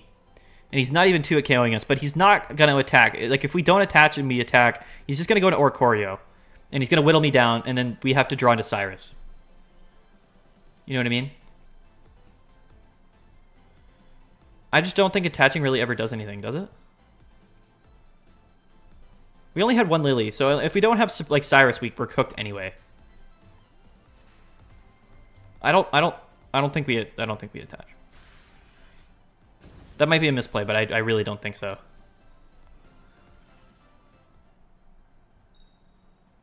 That's also big. Because now he has to retreat. I don't know. I think we lose regardless without Cyrus. I think we lose anyway, though. Oh, he's got Pokemon Center Lady. Yeah, we should have attached. Yeah, the double healing. I kind of forgot. Like, these Oricorio decks play a lot of healing. Truthfully, they do. Oh, he does 90. I can't do math. It's 30 more. I don't know what I'm talking about. I think I would just threw the game regardless. So that's good.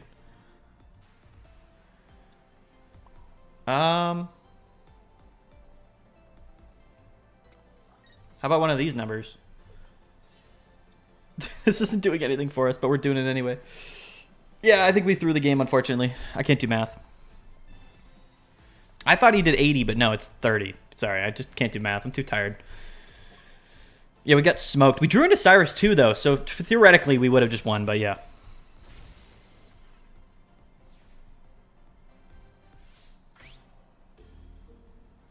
No, we don't have any more healing, unfortunately. We should have just attached, and then we would have had Cyrus. If he didn't have a healing card, then it would have been different, right? But, yeah. But, yeah.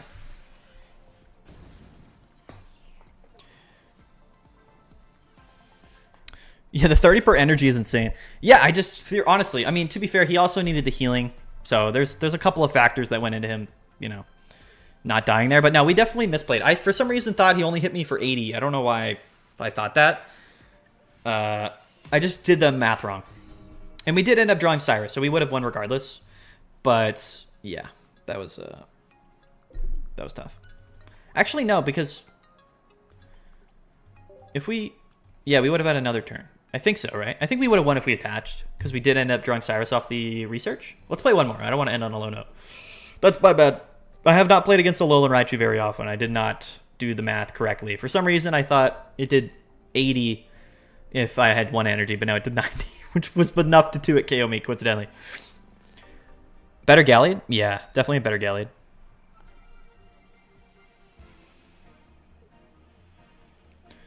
Six spades. I appreciate the honest analysis of decks. No Gengar EX is cracked content from you.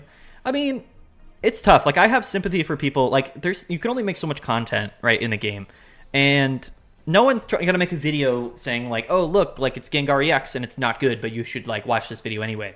So you have to, like, on YouTube, you have to, like, label videos and content, like, in a way that's, like, grabby, like, that makes people, like, want to watch. You know what I mean? So, like, for that reason, like, I don't have, like I don't judge people for doing that type of stuff. You know what I mean? Because you kind of have to. Like, it's just part of the game. You know what I mean? So it is what it is. I definitely don't judge anybody that does that. So. Second Linton, maybe?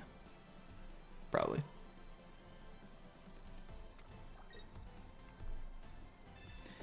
Is this season so much harder to climb than last season because of the variety of decks? I mean, it depends on what deck you're playing. Yeah, like, if you just play Dark Tina, like, you're going to grind. You're going to go up quick. Honestly, there's a lot of really good decks, but they're not as consistent as Giratina Darkrai. And because a lot of people are playing new decks that aren't necessarily that good against Giratina Darkrai, basically means that you should play Giratina Darkrai because you're just going to do better. And I think the Ursa Days tournament will probably reflect that as well. You're probably just going to see a lot of decks, like, you're just going to see Giratina Darkrai perform really well this first week, is because a lot of people just aren't playing things that are that good against it.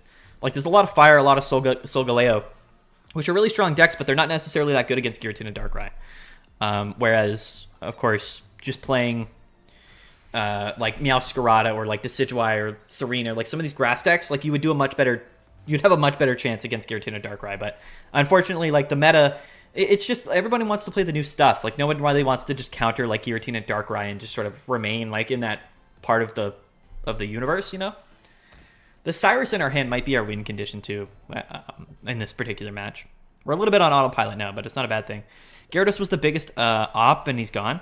I mean, yes and no. I think that Giratina Darkrai is still, like, ridiculous, and it's still something that I wish didn't exist. I feel like I've been playing against Oricorio nonstop on the ladder as Giratina Darkrai. Yeah, I mean, yeah. That's, again, the only downside to Giratina Darkrai. But, like, you're playing so much healing anyway in your deck, like, and you could just play one copy of Oricorio as well for the other matchups and for the mirror. Like, it's interesting. Okay, here comes Solgaleo, but he can't attack this turn. He's going to attach to it, though. It's the correct play, I think. Hi, Turtonator. Go ahead, Burrow. Come at me. Do something.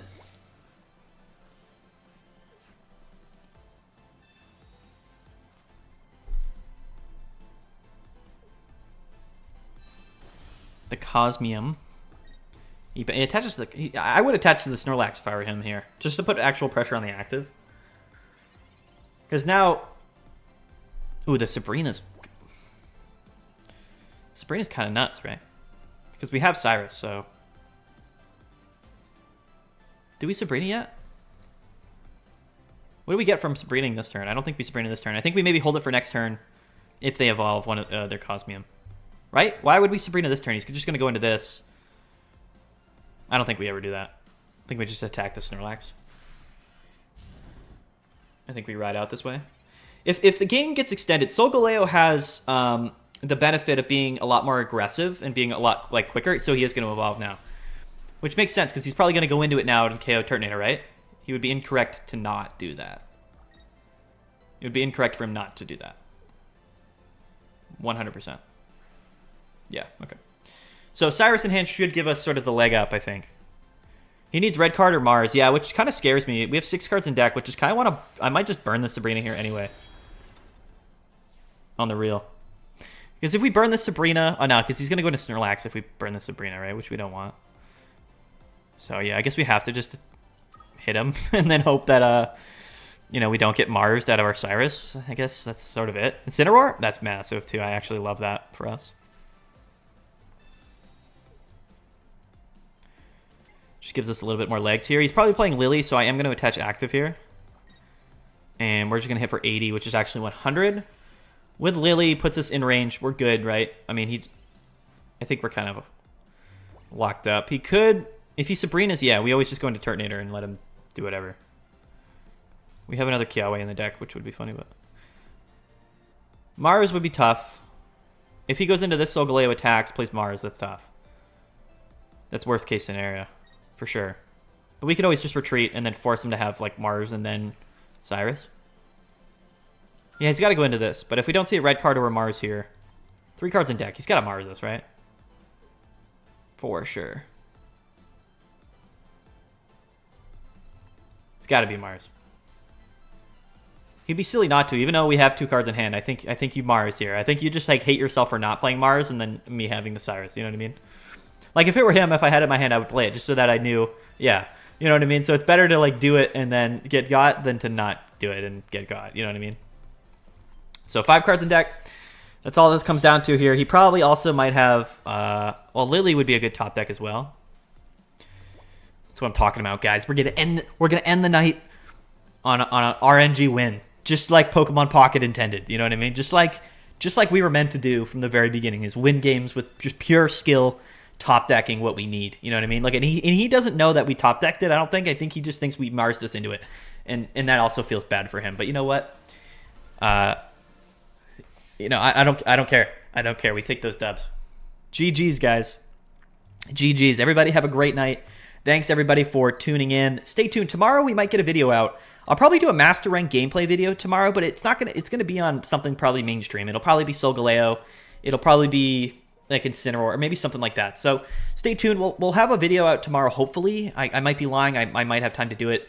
Yeah, there should be a video tomorrow, and then stay tuned because, of course, we have Meta Monday on Monday, which is probably going to be one of the biggest Meta Mondays in quite some time, quite frankly. I think that the results, to be fair, at the end of day 2 tomorrow are going to be very different than, you know, the results from the end of day 1. So you're definitely going to want to stay tuned. And then, you know, I'm going to crunch all of my numbers. I'm going to really think really hard so that when I do our tier list on Tuesday, it'll be as accurate as possible. It's going to be probably a super long video because there's like 50 decks that people are playing right now. But anyway, that's it, guys. That's the live stream. Peace out, guys. Everybody, thanks so much for watching. Tons of you guys tuned in. That was super, super cool. Like the stream before you guys before you get out of here. Subscribe for sure. Again, peace out, guys. Thank you guys so much. Have a great weekend. Have a great Saturday night. You know, again, if I don't see you guys tomorrow in a video, you know, we'll do something. If we have to live stream again tomorrow, we'll live stream again tomorrow. But anyway, we'll see. So, any guys, peace out. See you guys. Have a good one. Is this deck as good as Solgaleo? I think it's good against Solgaleo. I don't know, man. We'll figure it out. It's a little too early to tell. I'm too tired to get my thoughts together. But yeah. All right, guys. Let's get out of here. I don't know how to end videos, and I don't know how to end streams either. So backwards hat. Do I look cool like this, or do I look silly? Am I a bit too old for the backwards hat? Bon nuit. Anyway. Do the buy thing? Alright, guys.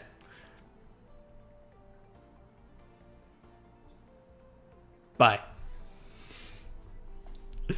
There we go. That's how we do it. That's how we end the stream.